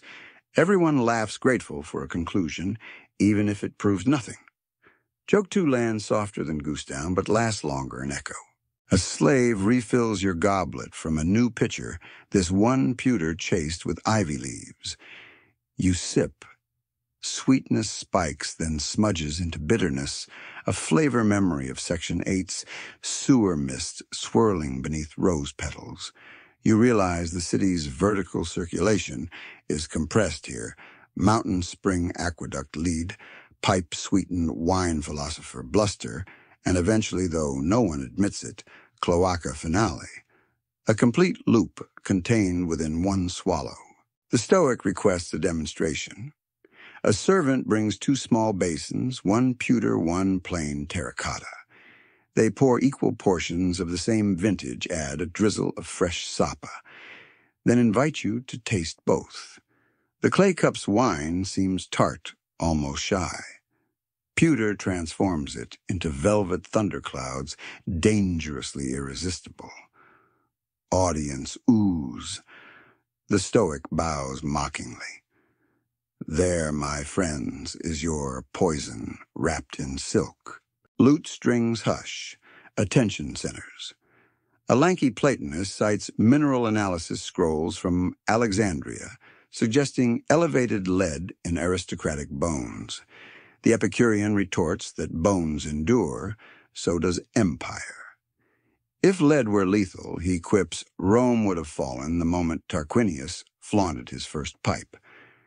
Historians still argue whether subtle chronic poisoning contributed to fertility dips among elites or if politics and stress brewed sterner maladies. Tonight, intoxication stages the loudest evidence the poet has begun composing odes to his reflection in a spoon. Joke 3 arrives via dessert, candied quinces laced with, you guessed it, extra sapa, served on small lead-glazed plates shimmering like frozen moon puddles. You marvel that diners worry more about figs stuck between teeth than any microscopic metal siege within their organs. Denial pairs beautifully with honey. A servant hands out perfumed cloths. You wipe lips, noting faint gray residue smeared upon the whiteness. Souvenir makeup courtesy of elemental periodicity. The Stoic eyes your cloth and nods grimly. Silver smiles, hide lead tongues, he says, coining a proverb on the spot. Someone etches it into wax for future epigrams. One by one, conversational sparks dim. The Epicurean reclines deeper eyelids drooping. A senator's wife fans herself with a cedar paddle, complaining heat, not toxins, makes her dizzy. The physician preens diagnosis, moderation, deficiency. He prescribes a break. A slave ushers guests toward a colonnade where a narrow channel of cold, aqua virgo water flows over polished marble. You trail the line-cupping frigid clarity onto tingling gums and impromptu palate, cleanse that whispers of Section 2's frigidarium shock. Outside, the night air smells of jasmine and city dust. Torches pop, embers sail upward like tiny, undecided philosophers. You lean against a pillar heart thrumming steady, though thoughts drift liquid. Sweetness lingers on your teeth, yet a subtle, metallic aftertaste reminds you of Section 4's smithy haze. The Stoic joins, gazing over the courtyard fish pond where moonbeams jitter. Lead teaches one lesson, he murmurs. Everything travels water, wine rumor decay, all flow. You nod half asleep, feeling the truth swirl with poison in your veins. A distant bell tolls second watch. Servants usher guests through curtained exits to waiting litters. You collect your satchel, heavier now, with philosophical contradictions, and a pewter keepsake slipped into your pocket, an undrunk cup to remind you that temptation glitters. As you step onto the street, villa fountains hush behind closing gates, and Rome's nocturnal hush reasserts control. Overhead, broken clouds drift like diluted sapa across a black sky, stars pricking through like inattentive inspectors. You turn toward the Campus Martius, where the Leaky Patrol Legion drills at pre-dawn. The pewter cup clinks softly against your Cloacina amulet, and lead off-cut souvenirs conversing about their shared atomic number. Your breath fogs faintly. You taste grape cinnamon and something hard to name that might be history itself dissolving slow inside you. Gravity pulls at eyelids, but duty tugs harder. Onward you march, following tomorrow's drip line before it even forms. Gray-blue pre-dawn blurs the Via Lata as you fall into step with Rome's Leaky patrol cohort, the Aqua cohorts to four, though the men prefer drip smashers. Their uniform is pragmatic, short tunics, the color of clay, hobnailed sandals for traction on slippery parapets, and leather satchels rattling with beeswax cakes, hemp rope, bronze clamps, and the universal badge of the trade, a dented ladle dangling like a medal earned in puddle combat. Ahead, a wagon creaks under spools of fresh lead coil glimmering in torchlight like sleepy silver serpents. The squad's centurion, Publius Calvus, greets you with a clap that jolts yesterday's sapa fog from your skull. He smells of pine resin and stubborn optimism. 63 leaks reported overnight, he growls, rolling a wax tablet between calloused fingers. Our record is 69. Let's aim higher. Joke 1 hits the cobblestones with a metallic clang as the youngest recruit mutters, "Great, a personal best in public plumbing." First stop lies beneath an arcade where yesterday's water thieves drilled their artisanal bucka. Distant roosters haven't crowed yet, but a crowd of bleary vendors bounces on cold feet, glaring at the hose-thin trickle that once powered their fountain. Calvus kneels, chisels away the thieves' clay camouflage, and gestures for your auxiliary hands. Together you wrap heated beeswax around the puncture, then cinch a bronze cuff over the gooey seal. Steam hisses. The cuff tightens as wax cools. A grocer applauds softly as lettuce just got promoted from wilt to crisp. Mainstream fact. Imperial Edict, Lex Quinctia 9. BCE empowered special curatores aquarum to fine, sometimes exile any citizen tampering with conduits. Patrol cohorts like Calvus's formed Rome's hydraulic militia, clocking nightly marches longer than many frontier legions. Still, aqueducts remain soft targets. Lead is wonderfully malleable, unfortunately for both plumbers and pirates of pressure. You stride on wax fumes mingling with dawn-baked bread. Calvus recounts that earlier this season, a marble sculptor tried plugging a crack with leftover Carrara chips for artistic continuity. The plug held 8 hours before launching a pebble cascade through a priest's window. Quirky tidbit. The priest kept the stone, claiming Apollo sent him a skipping rock directive to shorten sermons. Attendance doubled thereafter. The next leak hides where the Aqua Virgo ducks beneath a bathhouse wall. Here, sections of pipe rest on ashwood braces bound by iron hoops. A fissure seeps a high-pitched jet that paints the brickwork emerald with algae. Recruits swarm, one scrapes lichen, another melts pine resin over a charcoal brazier, and a third unfurls thin lead sheet like pastry dough. Calvus chants the repair litany heat, smear wrap clamp while you press a leather pad to stanch the spray. Water beats your palms with icy impatience, but eventually the clamp bites, hiss, fades, and the alley's silence resets. Historians still argue whether. The chronic failure rate stemmed from inherent lead softness or from deliberate sabotage by rival bathhouse owners enlarging holes with hairpins. Calvus prefers the sabotage theory. It explains why he finds perfume pins embedded miles from any salon. You pocket a bloom-scented culprit, as evidence its point still slick with guilt. Joke 2 blooms at the third stop, a library courtyard where a philosopher refuses to halt his dawn lecture despite the new indoor rain. His scrolls sprout parchment mushrooms. Still he drones about stoic endurance. Calvus whispers that patching mid-philosophy voids their warranty, yet duty calls. He sends 2 men to thumb wax into the hairline seam overhead. Droplets slow audience exhales, and the philosopher claims divine intervention. You resist, shouting, "More like plumbum kisses, Professor." Between sights, the legionnaires swap folklore giant sewer eels, stealing tools, fountain nymphs, rewarding diligent patchers with amphorae of Falernian Jupiter himself, disguising as a drip to test mortal vigilance. You share Section 8's Cloaca amulet. Calvus taps it against his bronze whistle for luck, then tucks it back into your pouch with a respectful nod. Sunrise finally smears gold across cornices as a messenger sprints up hair uncombed, shouting of catastrophic pressure loss at the Septa Julia Market Complex. The cohort doubles, pace boots hammering resonance through portico vaults. Pigeons erupt.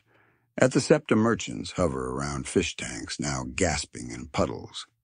A fissure in the supply trunk gapes like a second-mouth eel, blasting water waist-high. Calvus orders the emergency rig hemp rope looped around your waist and his because you're the slimmest passerby who can wedge into the narrow conduit niche. You crawl belly shuffle through numbing spray. Wax cakes wobble on a tray shoved ahead like sacrificial scones.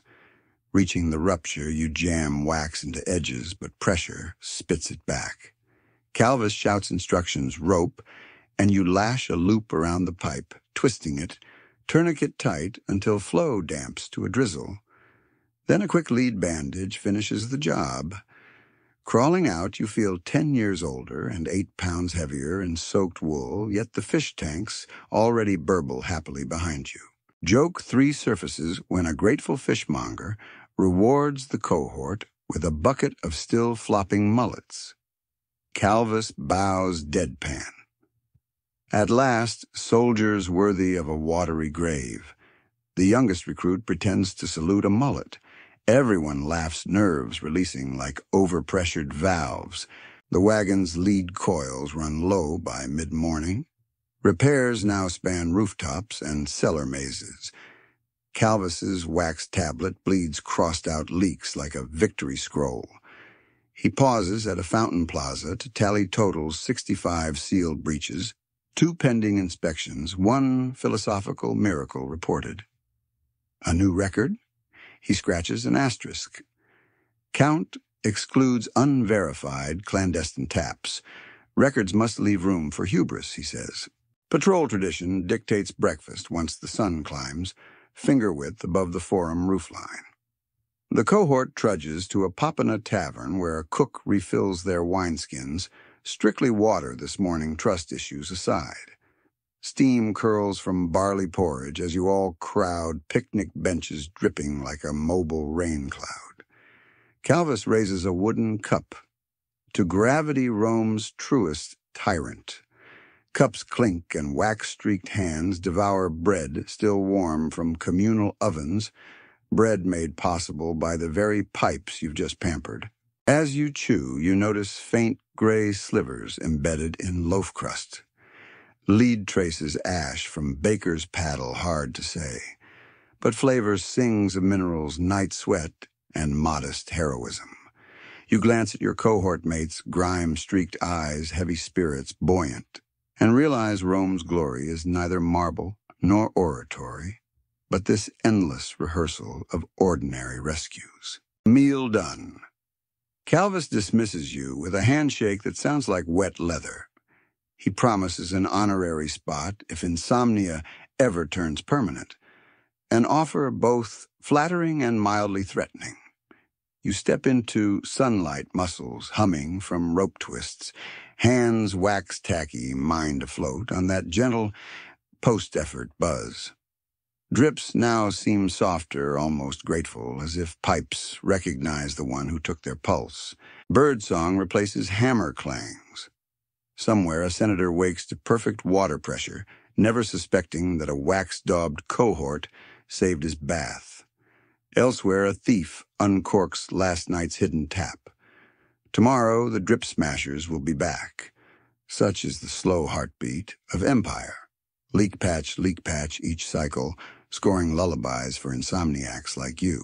You start downhill toward the poetic quarter, where tavern rumors promise satirical verse and chamber pot percussion. Wax flakes crumble from sleeves, leaving a breadcrumb trail for the next patrol to follow or for history to decipher centuries hence. The morning breeze cools sweat. Eyelids sag, but curiosity tugs stronger. Gravity again guides your feet, and Rome's chorus of subdued splashes hums your name in plumbum whispers. You veer into the Vicus Tuscus, just as afternoon slumps into that drowsy hour when even seagulls sound like they're whispering. A painted sign shaped like a cracked amphora points down a side alley. The Dripping Laurel, the city's most infamous cabaret of sarcasm and suds. Inside lamplight flickers across greasy murals of heroic pipes, wrestling dragons, and optimistic allegory you doubt the Leak Patrol Legion would endorse. The floorboards creak like exhausted bellows, and the air tastes of cumin. Stew grapeskins and the low-voltage ozone that precedes creative mischief. A one-eyed doorman stamps your wrist with indigo ink depicting crossed chamber pots, the establishment's coat of arms.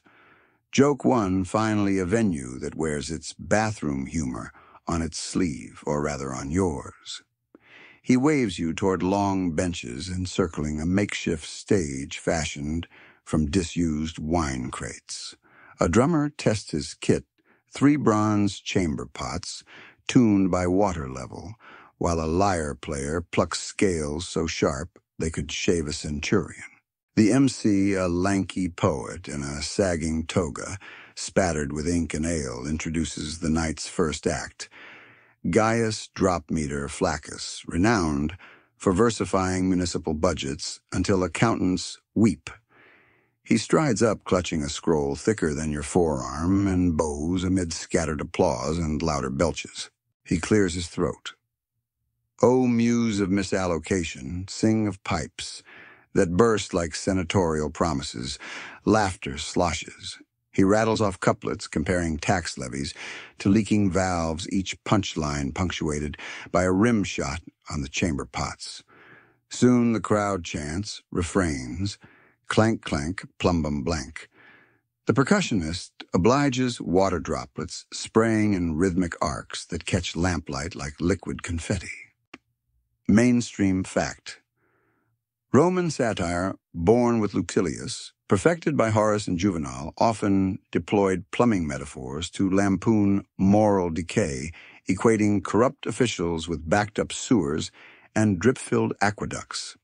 Surviving papyri even show drafts where poets doodled pipes beside insult lists, proof that infrastructure and invective shared inkpots.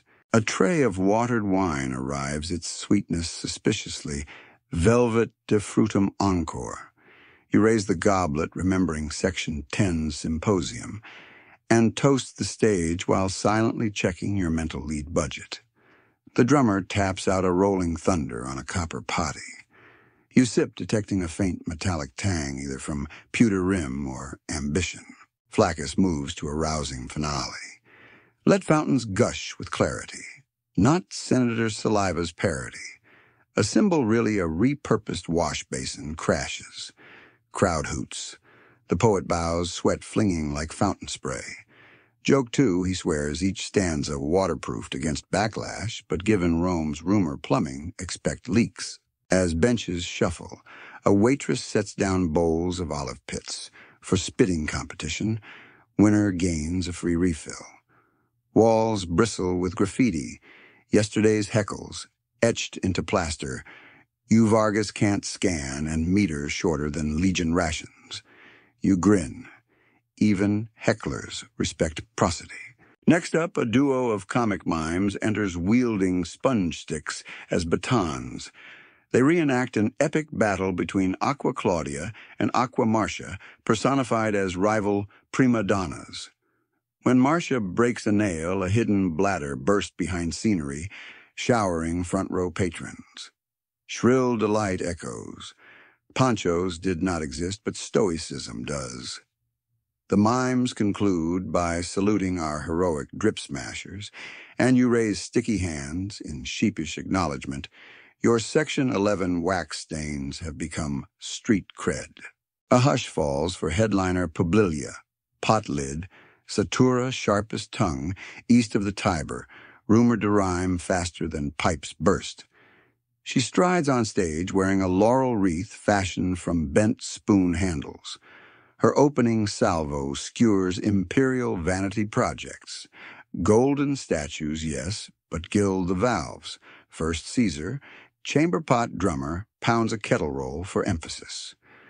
Historians still argue whether biting satirists like Publilia faced genuine censorship or enjoyed unofficial licenses as safety valves for public frustration. Tonight, she gambles that laughter outweighs exile. She pivots to domestic drama. Picture noble matrons bathing in peacock tubs, while street fountains wheeze like asthmatic donkeys. Crowd roars callback to Section 6's luxury latrine. She gilds the joke by mimicking a faucet drip so slow the audience supplies the pause. Plink. Timing perfect. Quirky tidbit. Publilia claims to cure writer's block by dangling wax tablets over steaming sewer vents until condensation blurs old drafts. Fresh ideas condense where vapors rise, she quips. Some believe her. Others think it's her excuse for the manuscript odor, resembling Section 8's ambiance. Either way, the method's brandable. Mid-set, she cues the band for audience participation. Drums issue a steady 4-beat potty beat while benches pound tables. She recites lead pipes, sweet as Saturn's kiss, yet sour tomorrow morning's bliss. On bliss, chamber pot lids clash, releasing a geyser of scented steam, cinnamon water warmed over nearby brazier. The room fogs into aromatic haze, a sensory pun on political smoke screens. Joke 3, your sinuses enjoy spa treatment courtesy of plumbing parody. Publilia's finale lampoons, bureaucratic inscriptions. She brandishes a replica lead tablet engraved Quota Exacta, then flips it to reveal graffiti reading Quota Exaggerata. Crowd erupts. She drops the tablet clang, and bow curtsies so low her spoon wreath clatters off. Applause ripples like aqueduct overflow during spring melt. As staff mop stray puddles, the MC invites open mic flush-offs. You're nudged forward, heart-hammering. Remembering your lead off-cut gift, you improvise a haiku. Drip in moonlit pipe, plumbum kiss seals, secret hush. Rome sleeps none the damper.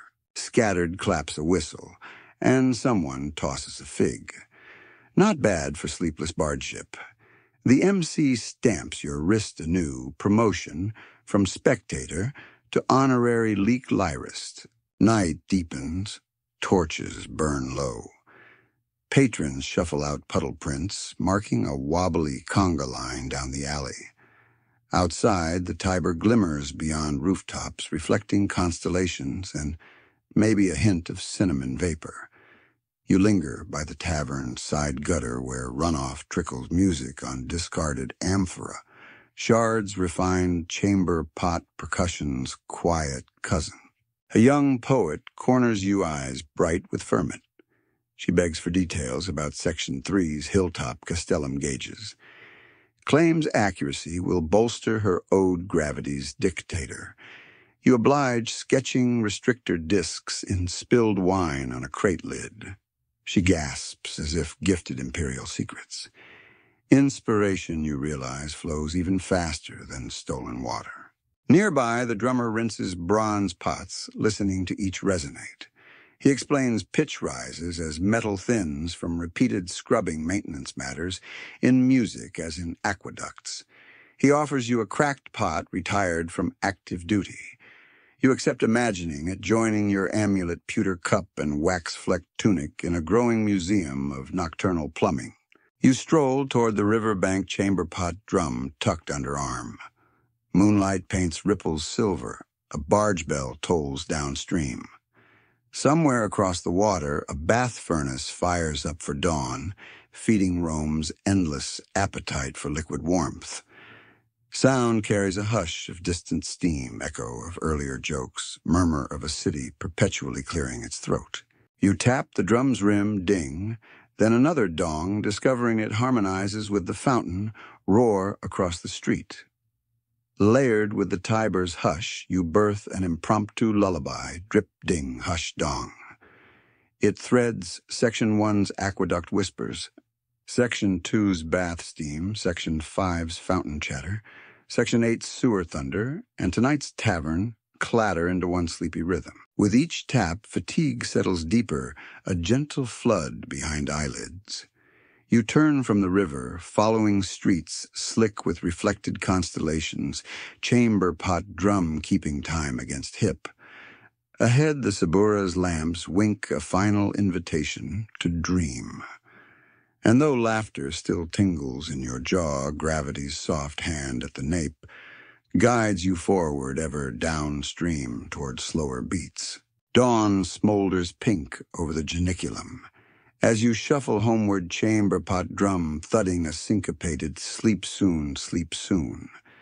But the rhythm falters when a sudden hush drapes the street. No fountain splash, no gutter gurgle, only wind-scuffing dry cobbles.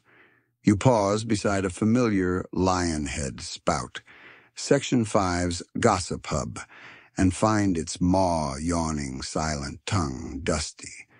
A passerby rattles his jug. Nothing. Somewhere a baker howls. Where's my dough water? The city's pulse has stumbled. A cohort runner barrels past, shouting pressure-down saboteurs on the arches. Your fog lifts in a single heartbeat. Instinct, half leak patrol muscle memory, half insomnia bred. Curiosity propels you uphill toward the Aqua Claudia's grand arcade outside the Porta Maggiore. As you crest the ridge, you glimpse the wound. 2 arches sag, where marble blocks now gape like broken teeth. Timber scaffolds dangle, hacked ropes flail, and water, once roaring along the Specus, plunges uselessly into dust. Joke 1, Rome's most celebrated waterfall, now debuts as abstract sculpture, gravity misunderstood. Mainstream fact. During the Gothic siege of 537 CE, King Vitige's forces deliberately severed multiple aqueducts to choke the city, forcing Emperor Belisarius to ration baths and rely on the still intact Aqua Traiana's mills on the Tiber. Earlier blockades by Alaric and Totila tried similar plumbing warfare, history's first infrastructure, hostage situations. Below the break, a triage crew scrambles. You join Calvis's bleary drip smashers, plus a detachment of legionnaires whose shields double as splash guards. While masons wedge cedar wedges to brace what's left, plumbari rig a canvas chute to salvage any residual trickle. You help hoist the makeshift gutter. A dribble skitters down, vanishes in thirsty dust, then grudgingly congeals into a bead. Someone cheers like it's a wine harvest. Wind carries the hiss of distant horns, barbarian scouts, taunting from hedgerows. A youngster beside you quips that at least they're not charging a water tax. Joke 2 steals a grim smile before another reality check. Every drip lost here translates into one more silent bath, one more bakery loaf, rationed one more latrine. Stink wave curling through alleyways. Calvis orders emergency siphons. Leather hose lengths, goat skins stitched end-to-end snake from a still-standing upstream arch down to street cisterns.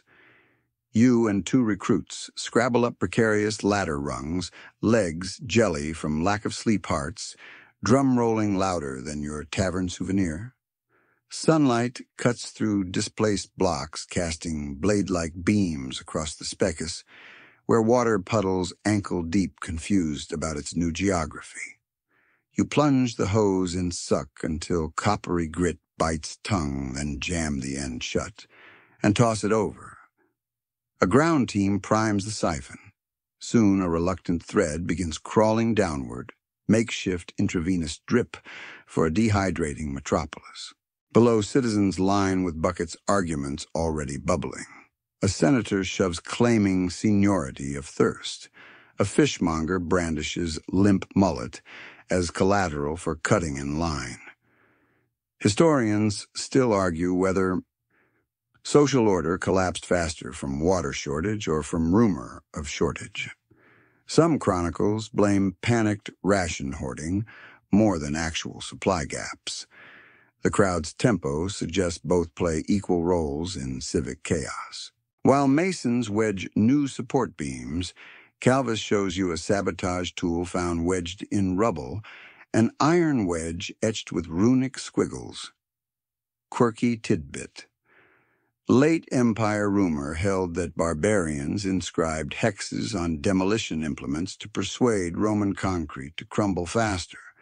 Whether magic or mechanical leverage, the wedge's edges sparkle sinisterly in sun, and everyone crosses fingers or hurls a quick Jupiter oath before touching it. A lull allows you to survey cityscape below. Fountains that once sang now gape like stunned fish. Bathhouse roofs vent no steam. The Thermae of Titus lies as quiet as a library at nap time. Laundry lines sag dry, women beat dust out of tunics instead of rinsing. The Tiber, indifferent as ever, loops by wide, muddy, and inconveniently downhill from most cisterns. Joke 3, gravity remains free, but rarely negotiates. Rumor ripples uphill. Belisarius has ordered horse caravans to haul river water uphill in giant wineskins, rebranded as Tiber vintages. You imagine sommeliers praising its bold sediment notes. Already mule teams grunt along the Appian flank, guarded by spearmen who'd rather fight men than evaporation curves. One mule balks, spraying sludge on your sandals' free sample. Hours crawl. The sun cranes west, shadows lengthen, and temporary siphons inch water into city jars barely enough for cooking, none for fountains. A street crier revises daily ration one ladle, per household bathhouses closed till further triumph. Children moan that they'll miss their splash races. Parents secretly cheer reduced laundry. Up on the arch, Calvus's crew wrestles fresh lead sleeve into place, hammering rivets that ping like stubborn crickets. Night tiptoes back. Patrol torches halo dust motes. Sparks drift skyward, mimicking embers of a campfire you'd kill to nap beside. The final rivet sets with a dull thunk. Calvus signals release. Masons ease wedge supports. Water creeps along the patch channel, testing the repair like a cat pawing new carpet. At first only a trickle, then a burble, then the joyous gurgle of full flow. Downslope, the silent lion-headed fountain coughs, sputters chalky mist, then roars alive shocking pigeons into low orbit. Street cheers echo off forum columns, improvised hymn to hydraulic resurrection. Yet victory tastes bittersweet. The patch will hold perhaps until the next battering ram or overeager vine root. Rome has rediscovered vulnerability that marble pride and Senate decrees still kneel before a cracked pipe. You lean against the parapet pulse, sinking with the restored flow overhead. Steady but cautious, an empire on probation. Calvus claps your shoulder, gifting you a bronze rivet, stamped with the cohort's insignia, a dripping eagle. Souvenir of Wobble Day, he grins through fatigue shadows his eyes. You add it to your relic satchel, now clinking like a mobile metallurgy exhibit. Pewter cup Cloacina charm, lead offcut, cracked chamber pot drum eyeliner, smudged sponge pin, and this rivet a chronicle written in metals softer than memory.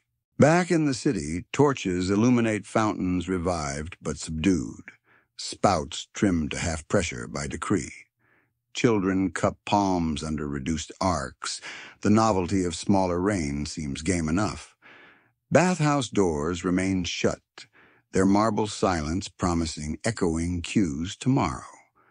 Taverns hawk siege specials, beer brewed with boiled river water for extra fortitude. You consider trying one, but recall Section 10's pewter hangover preview and decline. Stumbling toward your insula, you pass a poet, chalking fresh satire on a wall, Rome goddess of pipes, caught cold by barbarian sneeze. His chalk snaps mid-verse. He curses spits dust and scrawls the rest with fingernail. You nod approval. Every wobble spawns art, if not hygiene. Near home, the lion fountain you first noticed tonight still trickles weak but steady sound enough to anchor sleep. You sit on the curb drum resting beside. Water beads catch moonlight, shimmer, fall, and vanish. They look fragile, yet each is a survivor of Sabotage Canyon and chaos.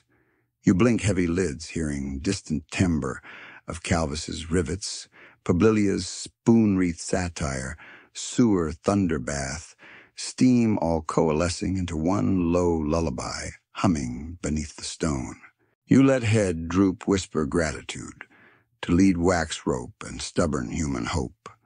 The empire may wobble, but tonight the drip persists, and so does your gently swaying consciousness. Gravity finally earns its wage. You yield, sinking into a sitting doze while Rome's patched arteries glide overhead like tired constellations sliding across a quieter sky. A soft click, more felt than heard, severs the thread of your street corner nap and somehow stitches you into a brand new century. Your eyelids flutter open to find neon orange plastic fencing where the lion fountain once purred, and an LED work lamp buzzing like an over-caffeinated cicada. Rome around you is still Rome. Cobblestones, scooters the faint basil tang of somebody's lunch, but the air tastes of fresh limestone dust and latex gloves. You have time-traveled not by Delphic Oracle or DeLorean, but by simple drift of weary imagination. A dig trench yawns beside the fountain, 4 meters deep and braced with plywood. Down inside, 2 archaeologists in reflective vests crouch over what looks suspiciously like an ancient lid pipe, battered, bent, yet still recognizable as one of Section 1's mountain-born arteries. You swallow a thrill.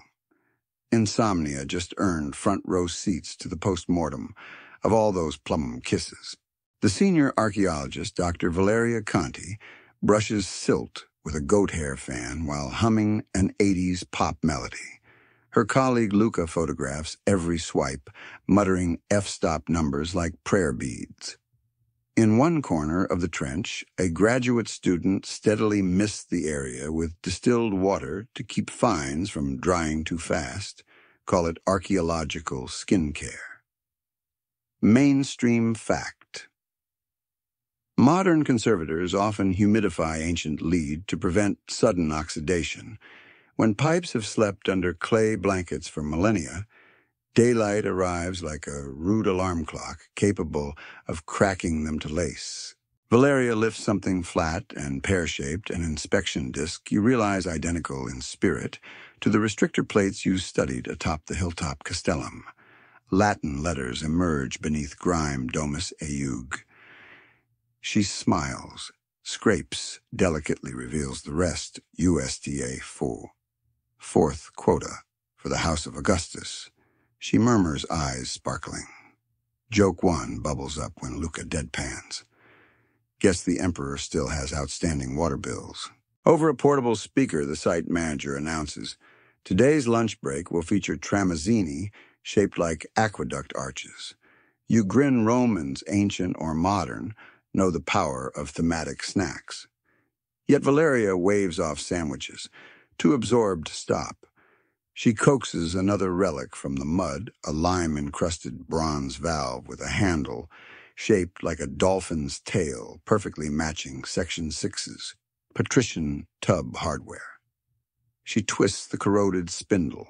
After 2 millennia, it squeaks a defiant half-turn, the tiniest encore performance.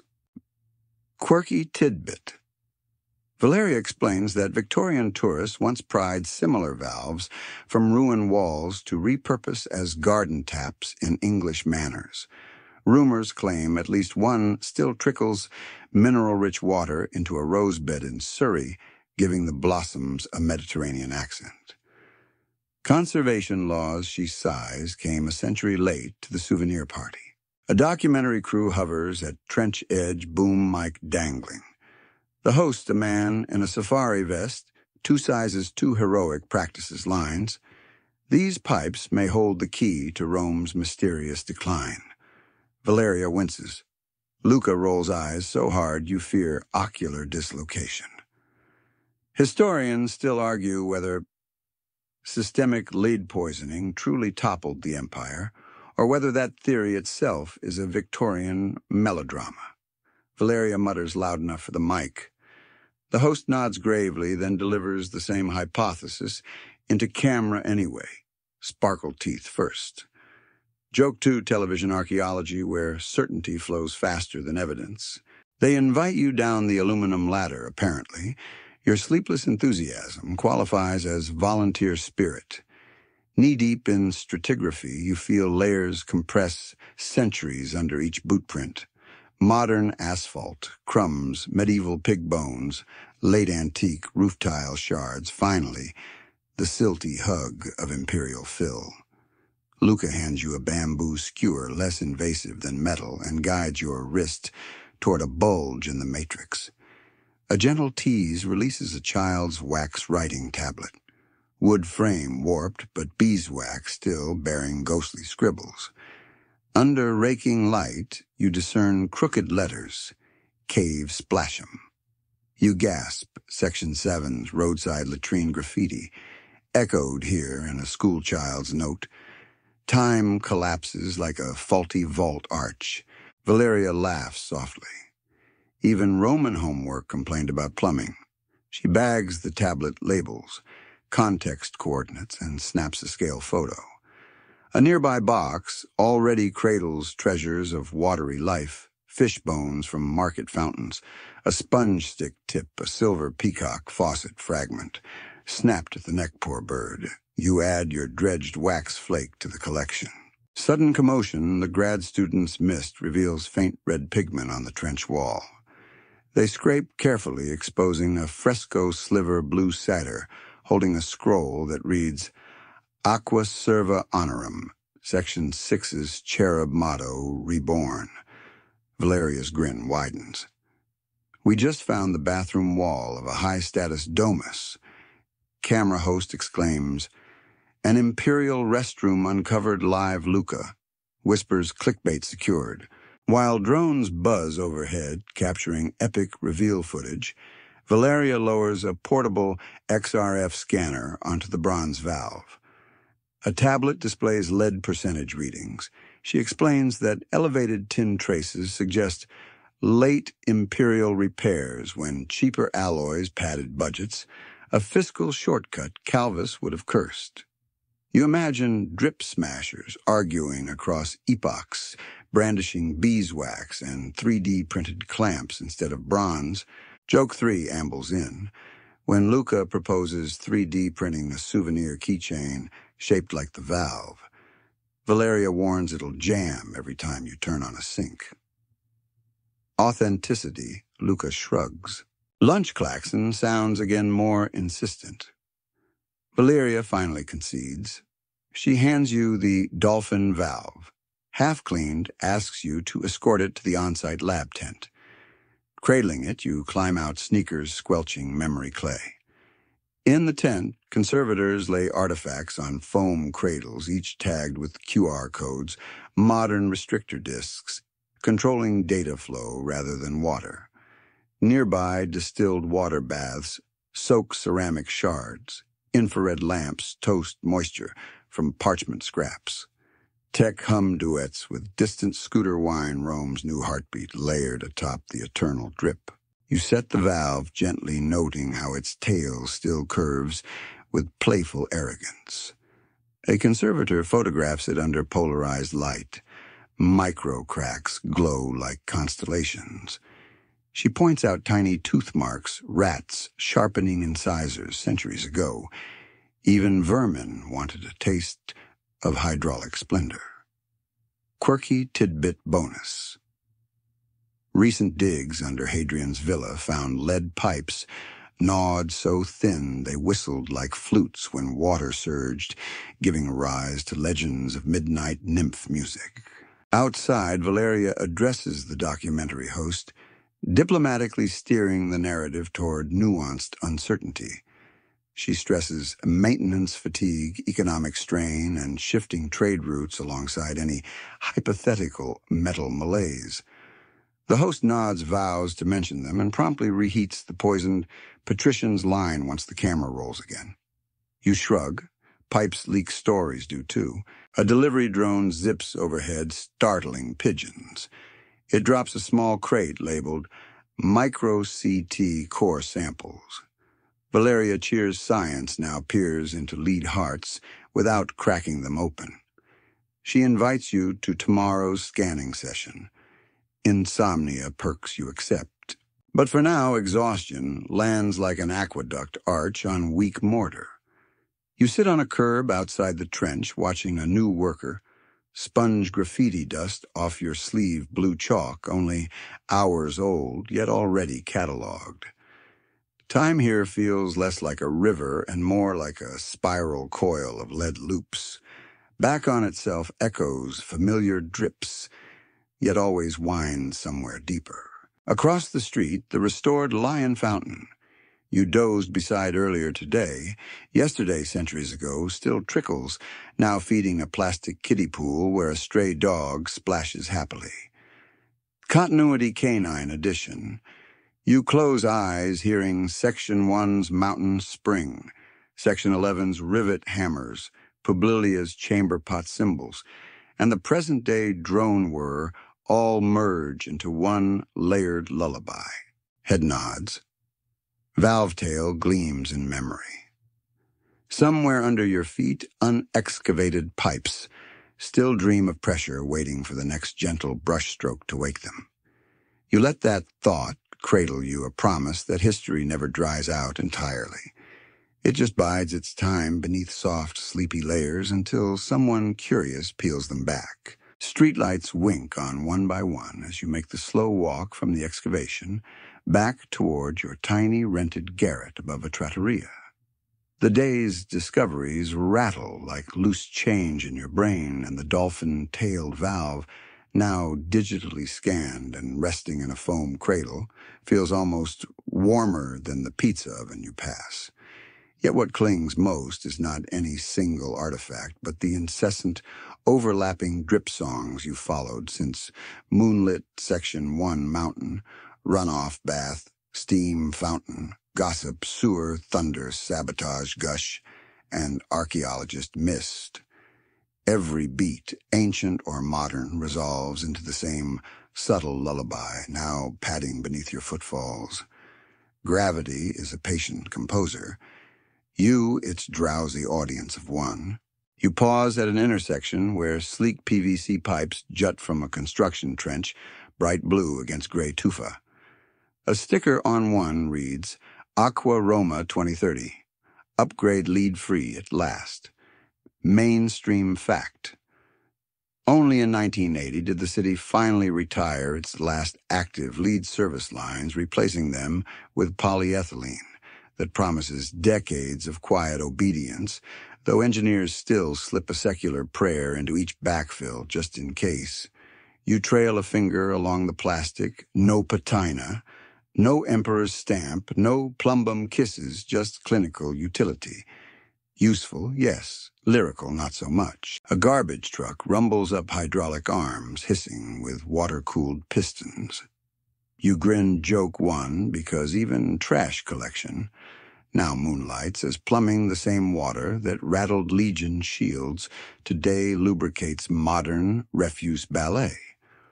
Across the boulevard, a rooftop sprinkler system spurts awake, watering heritage roses the color of sunset wine. You imagine Valeria's Victorian souvenir valve, still cheering them on from Surrey, rooting for its distant cousins. Motorbikes zip by tires, slicing rain puddles left from a short summer cloudburst. You dodge a splash, recall how Section 11's recruit saluted a mullet, and ponder whether scooters are merely aqueduct arches reinvented sideways. Quirky tidbit. A startup here recently patented transparent sidewalk tubes to show pedestrians their drinking water in real time, arguing that visible purity boosts civic trust. Early prototypes revealed more air bubbles than confidence, but drew flocks of selfie takers' evidence that spectacle still outweighs practicality when plumbing meets public relations. Coffee aroma beckons from a 24-hour kiosk. You order an espresso alla romana, a double shot plus an eyedropper of mineral concentrate marketed as ancient aqueduct essence. The barista swears it connects you to Claudius. You raise the cup sip cautiously, metallic undertow. Thankfully, no. Instead, it tastes faintly of lime and mint, the palate cleanser from Section 2's Frigidarium reincarnated. Joke 2 scribbles itself artisanal. Insomnia never tasted so historically endorsed. Cup warming your palms. You wander onto Ponte Sisto, where street musicians test a new sound setup. Water drums, 5 graduated plastic barrels, fed by a rooftop hose. As liquid trickles through holes, they thump staccato rhythms, remixing Publilia's chamber pot cymbals in 21st century tempo. Coins clink into a bucket. Tourists sway. A toddler laughs each time droplets arc under LED spotlights.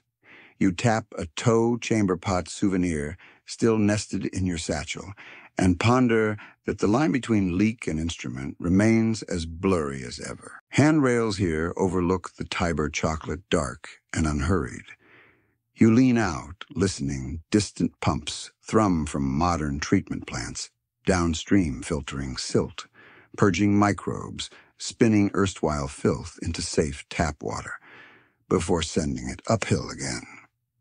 Historians still argue whether we've truly escaped our lead pipe legacy or merely swapped one unseen hazard for another PFS, this microplastic that. The debates feel familiar echoes of Calvus shaking fists at perfumed hairpins. Mid-bridge, a maintenance hatch sits propped open. 2 city technicians kneel over a glowing tablet displaying pressure readings in rainbow gradients. A decal on their toolbox shows a cartoon eagle dripping a water droplet, Calvus's insignia updated with Wi-Fi antennas. Joke 3 salutes itself. The drip smashers have gone Bluetooth. You peek at the screen. A minor anomaly pulses red near the excavation site you left.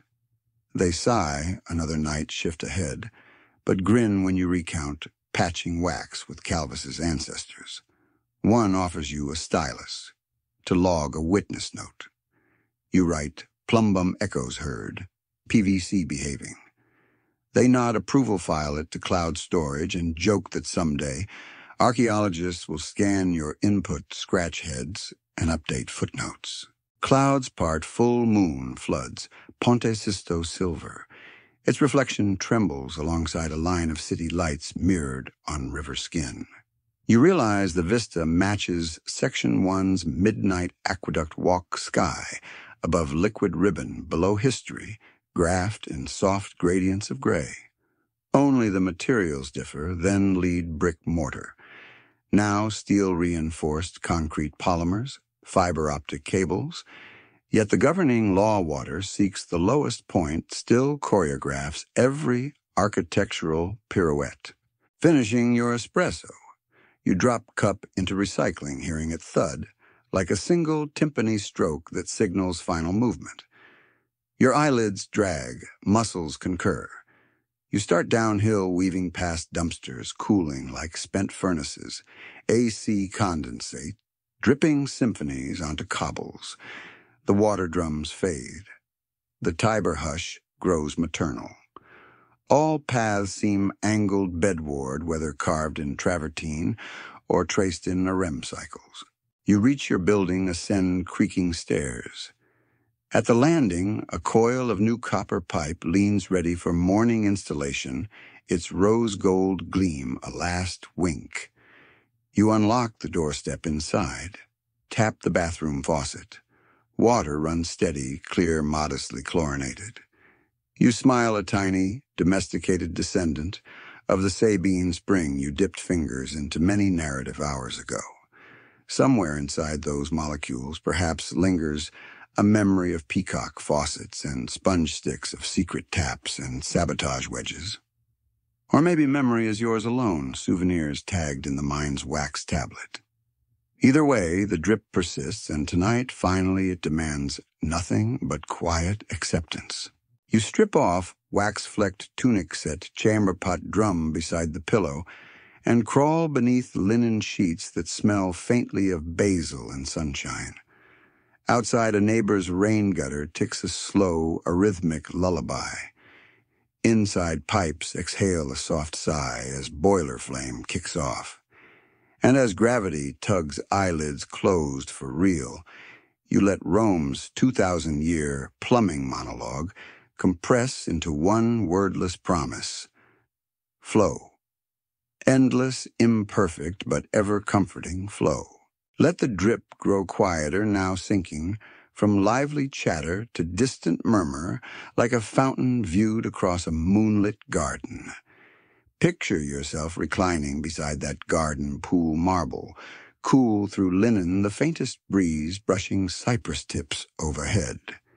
Each inhalation gathers the night air's lavender and stone, and each exhalation releases the day's whirl of pipes, valves, jokes, and rivets. The muscle in your brow that arched at ironic inscriptions softens. The fingers that pinched beeswax relax, recalling only its honey scent. Far beyond the garden wall, aqueduct arches stand as pale silhouettes, but their bustle no longer concerns you. Somewhere a bathhouse empties steam into starlight. Somewhere a lion fountain counts coins in its basin. Those sounds fade into a single even hush, steady as a mother's heartbeat. Gravity continues its ancient duty, yet you feel weightless, buoyed on the slow river of breath. Drift deeper. Imagine the cloaca's thunder dimming to a subterranean hum, no more intrusive than a purring cat on distant cushions. Water thieves, leak patrols, barroom poets all pack away their tools and jokes, offering sleepy waves before dissolving into silver mist. The city's countless droplets braid into one silken thread, sliding past your ear, whispering, "You're safe, you're still, you're home." Let eyelids float shut, muscles unfurl, thoughts subside. Allow the night to rinse residual worry like sediment swept from a lead pipe, leaving only clear, untroubled current. Follow that current gently until it empties into a tranquil sea of dark velvet, where stories dream themselves. Their hush settles fully. Arches stand guard. Fountains shimmer in slow motion, and you drift at last into the soundless basin of sleep.